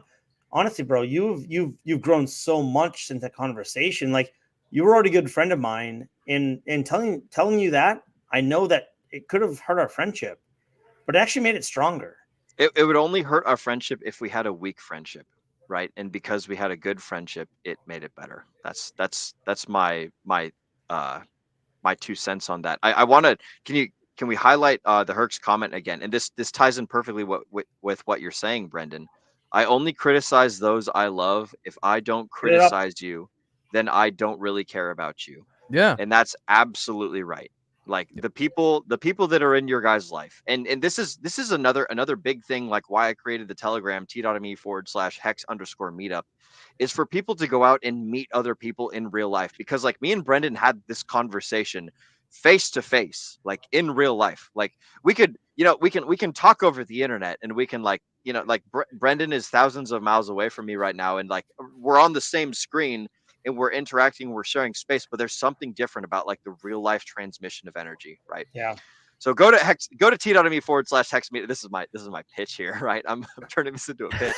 Go to t.me/hex and meet with other hexicans, so that way you guys can have real life, real interactions. And it looks like we got fucking sounds by Sino. Somebody came to crash the party. Yeah. God damn right. Sounds sharp, brother. Good, everybody. What's up, dude? What is What's up, man? exciting with you, Mr. Sino? Man, You love me. living the dream. I'm coming to New Zealand. You need to turn up your sound, Sino, or turn up your microphone. Hey, real quick before we get there, Herc sent another super chat. If someone criticizes you and you're offended, then you have an ego problem. That is correct. Or they suck at criticism, and they're just insulting you. Herc, why don't Absolutely you just right, hop on Herc. stream, bro? Yeah, Herc, I'm gonna fucking leave, hop on yeah? in here, man. Come on, buddy. Take my spot. Yeah. Oh Is man. my audio better? Thank you, much love. Casey, bro, you gotta get a quieter keyboard, my dude. Like you're fucking over there hitting the keyboard with fucking. Sorry, when I have things to type, I need to type them. I need to know people I'm typing, but I'll soft finger it a little bit. I'm glad you haven't heard mine. Mine sounds much the same. I'm surprised you haven't heard it on stream. Hey, whatever works is whatever works. When I've been drinking, I get those heavy fingers. God damn right. Hey guys, I gotta hop off. It's been fun hanging out with you guys. I'll catch you around. Yo, Sloth, It's been great to have you on. Peace, bro. Sloth. Take care, Sloth. Love you, buddy. Yep, love you guys too. And hey, anybody who's in the DRT Telegram chat, I'm in there too. So if you ever want to ask me a question, just at me. It'll go straight to the top of my notifications, and I'm always around to chat with you guys. So don't hesitate to reach out to me if you need something. Always happy. Hey, Sloth. Hey, Sloth. Real quick before you go, did you see on the stream yesterday that DRT hit an all-time high, like a green big candle? You have to watch that stream. It's hilarious, bro. You'll love it. I caught some of the stream. I didn't catch that part, but the DRT token has done pretty well, if I do say so myself. There I don't know who created it. Must have been a genius. Yeah, maybe, or an idiot. I don't know. It's probably one of the two. It's a fine line. Or a slow moving animal. I'll send you the clip. It's actually hilarious as all hell, man. But I know you got to get out of here, dude. So all right, man. Brush your teeth, motherfuckers. That's the plan. See you guys later. All right, see ya. Hey, Josh, you're a fucking genius, man, for bringing. Oh, we got FastAbdoul in the chat. Okay. We got Brian. Here till tomorrow. Hey, aloha, my Canadian friend. What's going on, FastAbdoul? What is new and exciting with you, my friend? It's been a pretty exciting day. We made some big development milestones, so we're pretty stoked on. It's nice when your shit works, right? Everybody likes it. Yes. So, good day, boring stuff, but yeah, it's cool. So I'm just happy to reward myself with this great Western Pilsner beer here. Excellent. Western Pilsner. So I don't know. I know that you're up there in the great north. Are you? And I may have discussed this with you before, but I was originally born and raised in Washington State, just south of British Columbia. So are you familiar with that area at all? Very, yeah. I do a lot of traveling, so yeah, I'll drive over the mountains 3-4 times a year and head to Vancouver and so on and so forth. So yeah, it's a lovely area. Gets pretty crazy weather-wise sometimes, especially if you're in the mountains, right? Goddamn right. Hell yeah, bro. So for everyone who is not familiar, this is FastAbdoul, and I will be doing a stream with him tomorrow, and we'll be covering some very kick-ass what would you call them? Is it systems, protocols? What would be the word? I would call it the poor guy is able to play with big whales. Poor guy. Yeah, it's an equal. Yeah, that's one way to look at it. So there's bribes involved. There's a lot of things going on, but protocol I think is a solid term. Yeah, protocol. Okay. Is this something like? Correct me if I'm wrong, but is this something like Rocket Pool? You know how because some people can't afford to do the 32 Ethereum to become a validator, so they kind of do the thing with Rocket Pool where you get together with a group of people so that you guys can avoid the 32 Ethereum. Something along those lines, or is it something different? There's a bit of a crossover because it allows people to have an additional liquid staking option they wouldn't normally have, but it's a little bit different because it's dealing directly with additional yield on the PHUX exchange, which is a fork of Balancer.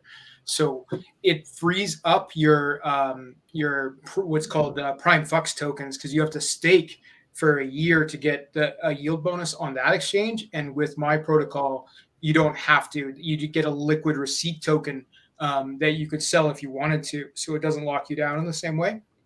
But there's a lot more going on. It's a pretty complicated protocol. So we'll need the full hour, I think, Will. Yeah, that's gonna be a fun episode, man. I am stoked. Yeah, I'm stoked to watch it. Goddamn right.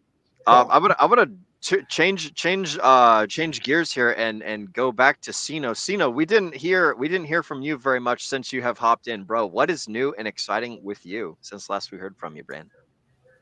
What's new and exciting? Just living the dream. I've given myself permission to actually like dive into the back down the anime rabbit hole a little bit, and I just oh no, we've affected him. Jay, we've done it. We affected him. We got him. No, well, I mean, weeb. He was a verified weeb. Yeah. I got a little weeb in me, and I checked out Jujutsu Kaisen. Hell yeah! At Nate plugging it he was shilling it in the chat. So check that out. I binged the full 2 seasons over the past 3 or 4 weeks here. Just finished it, and I think Gojo might be like one of my new favorite anime characters all time. Yeah. He's like Yuji's the main character, but anytime Gojo pulls up, like it's his show. Yeah.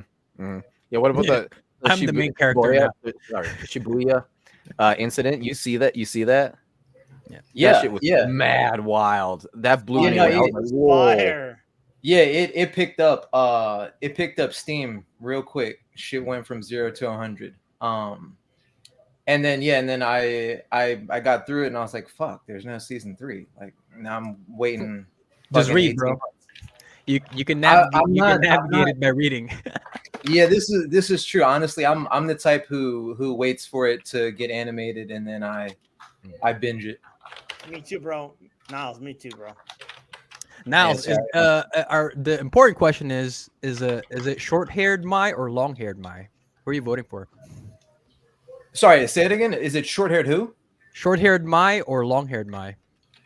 Short-haired Mai or long-haired? You always go long hair. You need something to grab onto. Come on. I mean, that's valid. I'm gonna go short hair.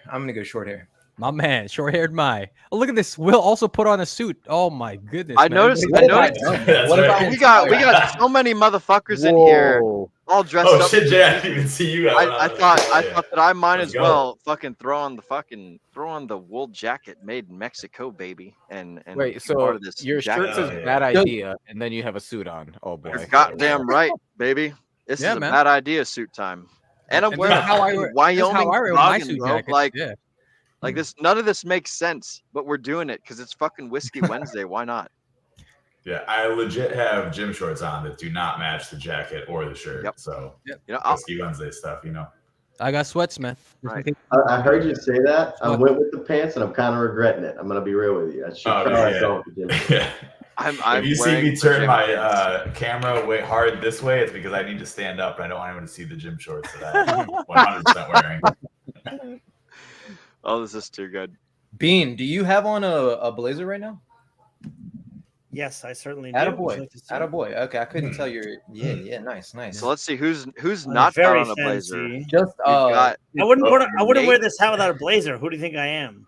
Nate and doesn't have Abdul. blazer, he's got I think that you're hair. Bean. Only ones What do without you mean? blazers right now. This is I so don't. fun. I don't It's- own yeah. any blazers or suits. What are Slow- you talking about? I'm slow a ass basketball Abdul or dude, man. Nate, you gotta Muhammad. change that, my man. Nate You gotta and Josh. get at least one. Yeah, I we gotta actually have get you, one, and it's so fucking old. Back in my college days. Nate. We gotta get you. We got even if it's something off the rack, bro. We gotta take it to a tailor. We gotta set right? him You up. don't gotta get anything custom made like I got custom made. We could take you to Nordstrom, get something off the rack, and get it tailored, bro. You look good, bro. You need Amen. at least a standard black, okay? Yo. A man needs 3 suits in his life. You need a black, you need a navy blue, you need a gray. We can start you off with the black. Wait, bro. wait. I think. Wait, Jay. Oh, Jay, snap. I think you need FastAbdoul's 4. got I a think you need- blazer. Oh, shit. I think you need Random 4. just went and got one himself. Okay, now I'm the Yo. guy out over here. FastAbdoul is looking like Benicio del Toro right now. I feel like that's Oh an my outfit he'd wear. god, he totally does. One He has fat a cigar and some whiskey in his hand, and he's nailed it. Mm-hmm. Hang on. So this hat Oh, might be yes. more expensive than most of your jackets and suits. I don't know about that, Okay. buddy. No, I'm pretty sure. It's a genuine one. This is hand woven by the Gorin brothers. It's more expensive than multiple suits I own. Oh, okay. Well, when you put it that way, wait, hold up. You said earlier that you disagree. You said there should be a fourth. Yes, a fourth suit you in need every 4 man's suits. closet. You need black. Mhm. You need navy blue. You need Yep. light gray and Yep. dark gray. Oh, okay. Like Well, a I mean, charcoal. Yeah. yeah, So like a light gray for charcoal? the spring, dark gray for the fall. Mhm. Because not everyone's a blue or black wedding. Sometimes you need like something still like a charcoal or light gray. I think you need 2 great suits personally. That's fair. Charcoal's That's a little bit more appropriate for business. Yeah. That's fair. That's fair. Hey, Brendan, you know what? doesn't You work know what? so My far. next Yeah, it suit works on the on list is. I'm trying to get a like a emerald green, so I could rock it like a Lloyd Forger, bro. Yeah. Bro, you're Asian. You can do that. I can't. Oh, I can't, man. Lloyd got blonde hair and blue eyes, man. I got come on, I got Yeah, that. Bro, but you got everything. You got everything. You're good. You can rock it. I Guaranteed. have to say so, man. I appreciate it, buddy. You got to get those glasses back on though. They look better on you. Nah, too much glare, man. Too much glare. Okay, circle it back to crypto. Niles, what have you been what have you been seeing on your charts, bro? What are you keeping up with? Or you think we're gonna head into the end of Q1 left translated cycle, or do you think we're gonna start the recovery because Bitcoin's closed green for the last 2 days? What are you thinking, buddy? Yeah, I'm not banking on a left translated yet. I think we'll probably get a retracement down to maybe about 11K or so, and then resume our way back up. No, completely joking. In all seriousness, I think that we'll probably end up. Tess, I was banking on us hitting one of our key levels just because we've been running so hot over the past 3 or 4 months, and I was looking at the 38K to 40K range, the 35K level, or the 32 level. And then you, when I posted that in the chat, you dropped the gem about Bitcoin not having a weekly close, I believe. Below its 20-week moving average. 20-week moving average, yep. When it's in its macro wave 3. Yes, so with that, I would amend what I was saying to, we might bounce off that 35K possibly, but it looks like we're holding that support level at 38 to 40K. Yeah, and that's exactly why a community like this is so important. Me being somebody who, I knew basically nothing about crypto 7 or so months ago, just diving headfirst into technical analysis, it's a great benefit to be able to reference what I'm seeing on the chart against more seasoned analysts like Zenith, like Jay here. So if you haven't already, join that chat while it's free. See, here's a super cool thing, right, about Niall's experience here is that he really dove into it, and within 7 months, he was able to understand the language and then start bouncing off of us when it comes to the TA. So if you really want to learn about it, it doesn't take a significant amount of time for you to actually understand the fundamentals, but you do have to put in the time, right? And then we've got guys here who's more on the fundamental side. We're always combining that information together to give us a very broad overall picture of what's going on in the market, so that we don't get caught with our pants down. So yeah, man, congratulations to Niles, because it certainly took me a lot more than a few months. Like you got it in 7. Like it took me like almost a year and a half to like get everything that I needed together. So congrats to you, buddy, and good job so far with the information that you're sharing in the chat, because that's top notch stuff, brother. Well done. I gotta admit though, so you think that we're kind of bouncing around the 38 level, and we more than likely are not going to 35K? Is that kind of what you're saying here? Well, we're at 40 right now, right? Yeah, we're around like 39.40. I have not looked at it since earlier this morning, but I'll pull up my. Yeah, because the word around the cryptoverse, right, is that we want if we want more gains technically over the long run of the bull run, we're going to want to hit right around 30 to 32.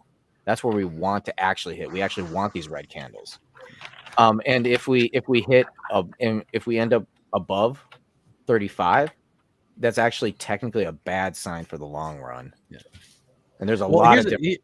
Here's the thing that I would say to that, Nate, is that I think most people in the market are saying that a pullback is healthy. Now, whether we go down to 30 to 32,000 is a different story, right? Because if you look at the daily RSI, we're creeping up close to that bottom, that oversold area. And so if we do hit a wick around like 35,000, then I think you're going to start to see some divergence on that chart, on the daily chart, right? So perfect. Well, we'll cross that bridge when we get there. What's the green index as of currently? Oh, let's take a look. Fear and greed. Yeah, because I think that's an important one to add into the oversold right now. Because if you can combine those together, then it really tells a huge story at that point. Oh, I mean, just without even looking at it, I could probably assume that the fear and greed index, people are probably a little bit further down into the fear area, just because of what's been happening over the past few days since the market opened on Monday. Yeah, and that'd be my sentiment when I'm getting off of the news, but I really want to see if that needle has moved beyond middle ground to the negative side. Because I actually haven't been 52 neutral. Yep, there you go, 52. Yep. Okay. Yeah, so we need to drop. I would say we need to drop a little bit more. We need more fear. Yeah. I mean, if we head down to that 38,000 level that we were speaking about earlier this week, then yeah, I think drop into the 40s. Yeah, I think that would be pretty reasonable. So yesterday, it's actually up. Yesterday was at 48. There you go. Yeah. Yeah, because yesterday we got that wick down to 38,000, around 38,000, so that's understandable. Yep. Yeah, it's got like a last month, last week, and then yesterday, and then today. So last month was 71, last week 63, yesterday 48, today 52. I got a question for FastAbdoul here, brother. So what compelled you to develop your own protocol, right? Because it takes a significant, it takes a pretty big leap to go from somebody who's just investing in the ecosystem or investing in crypto in general to now you're developing your own protocol, because that's a lot of work and responsibility that you got to take on in yourself. So what compelled you to transition from somebody who's investor and just maybe speculating to somebody who's now developing their own protocols? You're stealing from my stream tomorrow, Jay. Oh, I'm sorry. That was one of my questions, damn it. But hey, sneak peek for you guys. Don't worry, watch tomorrow.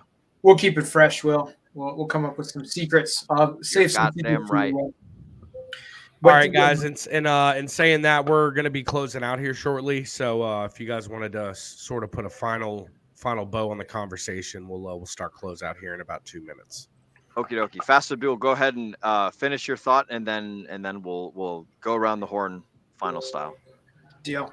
So yeah, the real thing that drew me towards building was the community, like the Pulse Chain and Hex community. It's just like you guys are freaking fanatics, right? Like, how can I not build something when there's this fanatical audience that will kill for you if they see you as one of them, right? So first I set out to become one of them, and when I did, then I was like, okay, I have to build now because I have this audience. How can I not?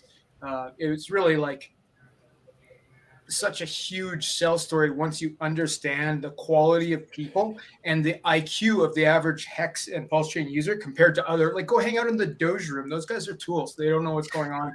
Nobody knows what a hardware wallet is. Like, I want to deal with smart people as my users on a protocol, and this is the only place I can do that consistently. So that's, those are my main motivations, is just quality of users that are available on Pulse Chain.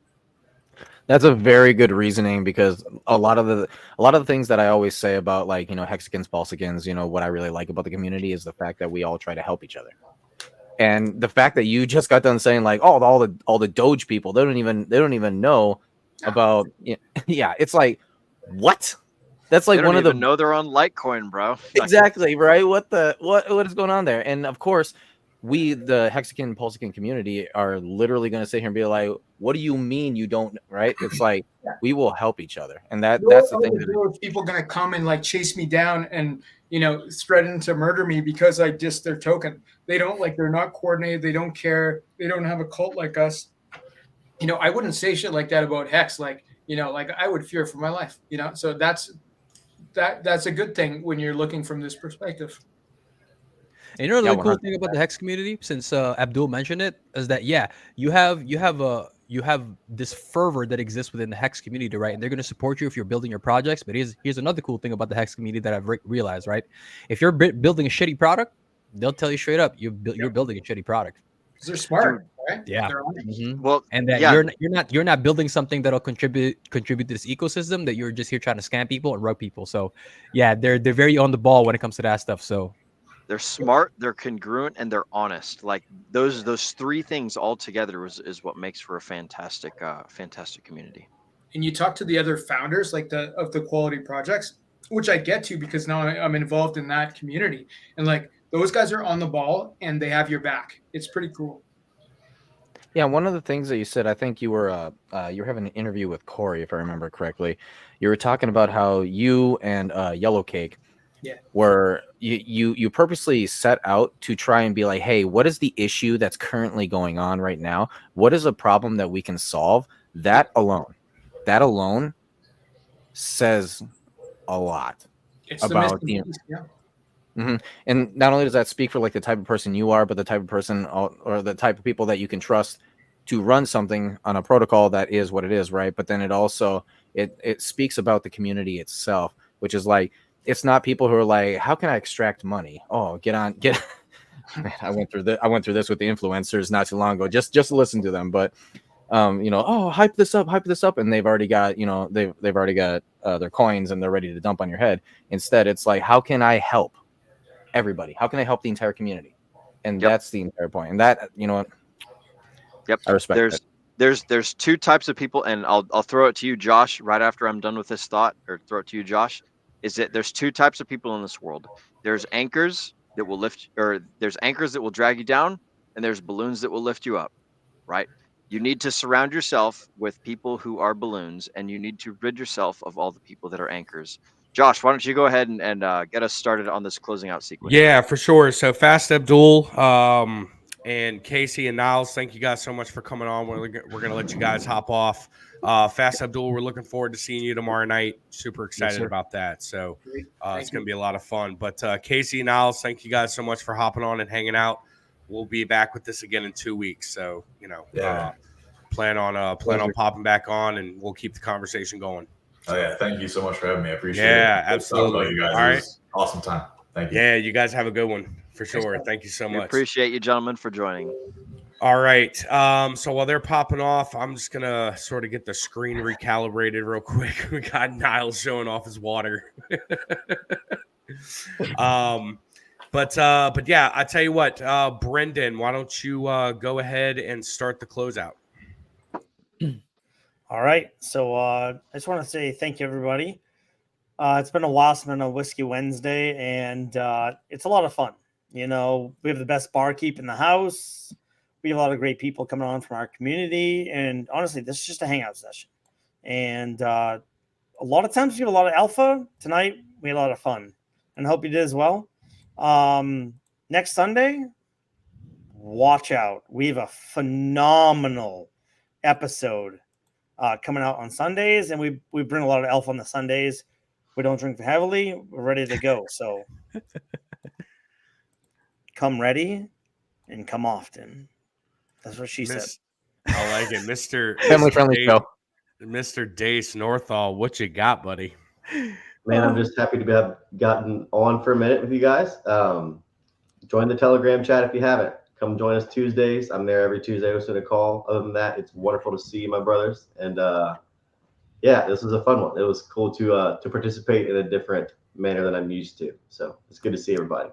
Love having you on, man. Every time you get the chance, it's awesome. Well, I'll tell you what. Let's go with Nate. Nate, what you got, bud?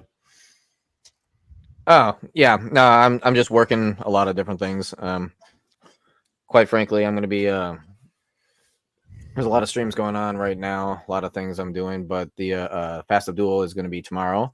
I'm kind of looking into that. Quite frankly, I wanted to put together one of those like PowerPoint things that Tracker does, but I'm not special in that sort of way, and so I tend to just take notes and then talk about things. So we will be talking about things, tomorrow and FastAbdoul. But yeah, Tracker, he's the one who does those PowerPoint things that are pretty cool. Nate, you're hosting Whiskey Wednesday, or you're hosting the Sunday episode, correct? That's correct. Yeah, originally what I wanted to do was what we did actually yesterday. But Jay, and I do agree with you on this one, Jay. It was kind of a time sensitive. Yeah.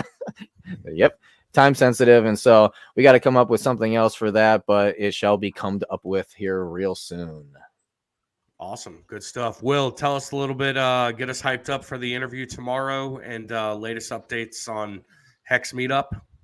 All right, so I gotta say, gentlemen, like you got a little sneak peek with what's going on with FastAbdoul tomorrow. We're gonna be talking about the 2FUCks protocol. We're gonna be talking about the bribery system. We're gonna be talking about who the hell is FastAbdoul. Who is he in the Hex ecosystem, and just all the stuff that he's created, all the people he's met, all the stuff that like his general history and everything like that. So if you are a poor plebeian in the Richard Hart ecosystem and you want more voting power using the PH Universal Exchange, the FUCks exchange, the way to get more leverage in the system, the way to get more voting power is by using the 2FUCks protocol, right? And he's going through a sacrifice phase. We're going to go through all the details tomorrow. That's going to be going on at 8 p.m. Eastern, right? You can find us just right here at the DGen Roundtable doing that same thing. I want to make sure that you guys know to join the DGen Roundtable Telegram channel. I'm going to put that link in the description right now. It's bit.ly/degenerate_roundtable. If you're too lazy to type that, then scan the QR code that's on the screen right now, and you can get into our Telegram channel. While it's free, it's not going to be free forever. It is free right now. But again, make sure you guys join our channel while you're still able to do it without having to pay any money. Everybody, for free. Yep, it is free. Right now, it's for free. It's not going to be free forever. All right. So bit.ly/degenerate_roundtable. If you guys want to know what's going on with the Hex Meetup stuff, it's a Telegram channel that I've made that more or less sorts the world into a whole bunch of little different geographical regions. If you click on the link in not the description, but the link that's in the chats right now, t.me/hex_meetup, it will bring you to my Telegram page. My Telegram page is basically, it's got a little start here page. You read through the start here. It explains to you how the Telegram works, but it's essentially a way for Hexicans to meet up decentralized with other Hexicans. So I take it back. It's a little bit centralized because it's my Telegram, right? But the way that it works is you guys just message other Hexicans that are in your area, and you meet up with them. And anybody can create a room. Anybody can create a topic in that. Like, we got a guy who created a music topic. We got some people who created like a South Africa topic. We've got like Wyoming. We don't have Wyoming yet. We have North Carolina. We have Nobody's Maryland. joined Minnesota yet, though. Minnesotans, get in there. Come on. Yeah, if you're a Minnesotan and you want to go meet with other Minnesotans, specifically people like Nate, and you want to go eat some cheese curds and have hot drinks and talk about how Those are horrible Wisconsinites. that's Come on been now. told, right? Then go join the t.me/hex_meetup Telegram channel. And you can go meet up with other Hexicans, or you can meet up with other crypto bros. Like, you don't have to be a Hexicans to get in here. You could be just a regular person who doesn't know anything about crypto, and you can meet up with other folks that are just super enthusiastic to talk to other people about cryptocurrency. But anyways, that's what that product is. I have created it. It is live. It's rocking and rolling. If you guys want to follow me anywhere on any social media platform, whether it's Facebook, Instagram, I'm on Twitter, I'm on all of the social OnlyFans. I'm not on OnlyFans yet. I don't have a MySpace. That stuff is all defunct. But he's a top 8 MySpace. He's a top 8. I know. I'm in it. I know. Don't listen to Brendan. I don't have a MySpace. All right, that homeboy sold his stuff so he could go do some camera. Tom from MySpace. Anyways, that's not important. Go to Linktree/Will Stevenson, and you can find me and all the things that I've created, all the stuff that I'm doing. I need to add my my Telegram in there. But anyways, if you go to linktr.ee/Will Stevenson, you can find all the stuff that I'm working on. And that's all that I've got. Jay, what's up with you, bro? What's going on with you, man? Well, just really thankful that the internet did not choose to rug on me this time. Managed to go the whole stream without a single rug, so thankful for that. Also thankful for the folks that came on. We had Megan, we had Casey, we had FastAbdoul, so it was really cool being able to chat with him for a little bit. We have Marius come on the chat, and anybody else that I might have forgotten. So thank you guys for coming on. We, as always, we know that time is your most valuable asset, and we do appreciate that you spend some of that time here with us on this wonderful Whiskey Wednesday evening. As always, you can find me at Instagram _P90Hex. Sorry, that's X. _P90Hex on X, and on his Instagram at agent_J Schrott. As far as what we have coming on over the horizon, we got the episode tomorrow, like Will said, with FastAbdoul, going over the 2 Fucks protocol. We have book club on Friday evening with Zenith and the gang, and then obviously our Sunday episodes. So yeah, come and join. Come into the Telegram. See what we're all about. If you like us, stay. If not, then you know what to do. Once again, thank you everybody for joining us. Josh, close us out, buddy. Shout out to the chat. You guys had some awesome comments, awesome questions, awesome conversation going on in there the entire night. It's awesome to see that. And panel, thank you guys so much. Yeah, my name is Josh. You guys can find me on Twitter, on Instagram at Chocolate Taints. That's where you guys will find me. Yeah, again, panel, I can't thank you guys enough. I want to give a shout out to those who decided to come on for the hangout session. Both the conversations that we had before we did the hangout with Cody. Special shout out to Cody. Shout out to Jeff for bringing the information for the portfolio on also. But yeah, thank you guys for coming on. Panel, thank you guys as always. A lot of cool stuff coming around the corner, so make sure you guys are buckled in. Make sure you guys plant your flag in the Degenerate Roundtable community. Make sure that flag is planted, because we got some really cool stuff coming around the way, and it's going to be really fun to watch. It's going to be a lot of fun to be a part of. So if you guys are watching us live, thank you so much for sticking this out with us this far.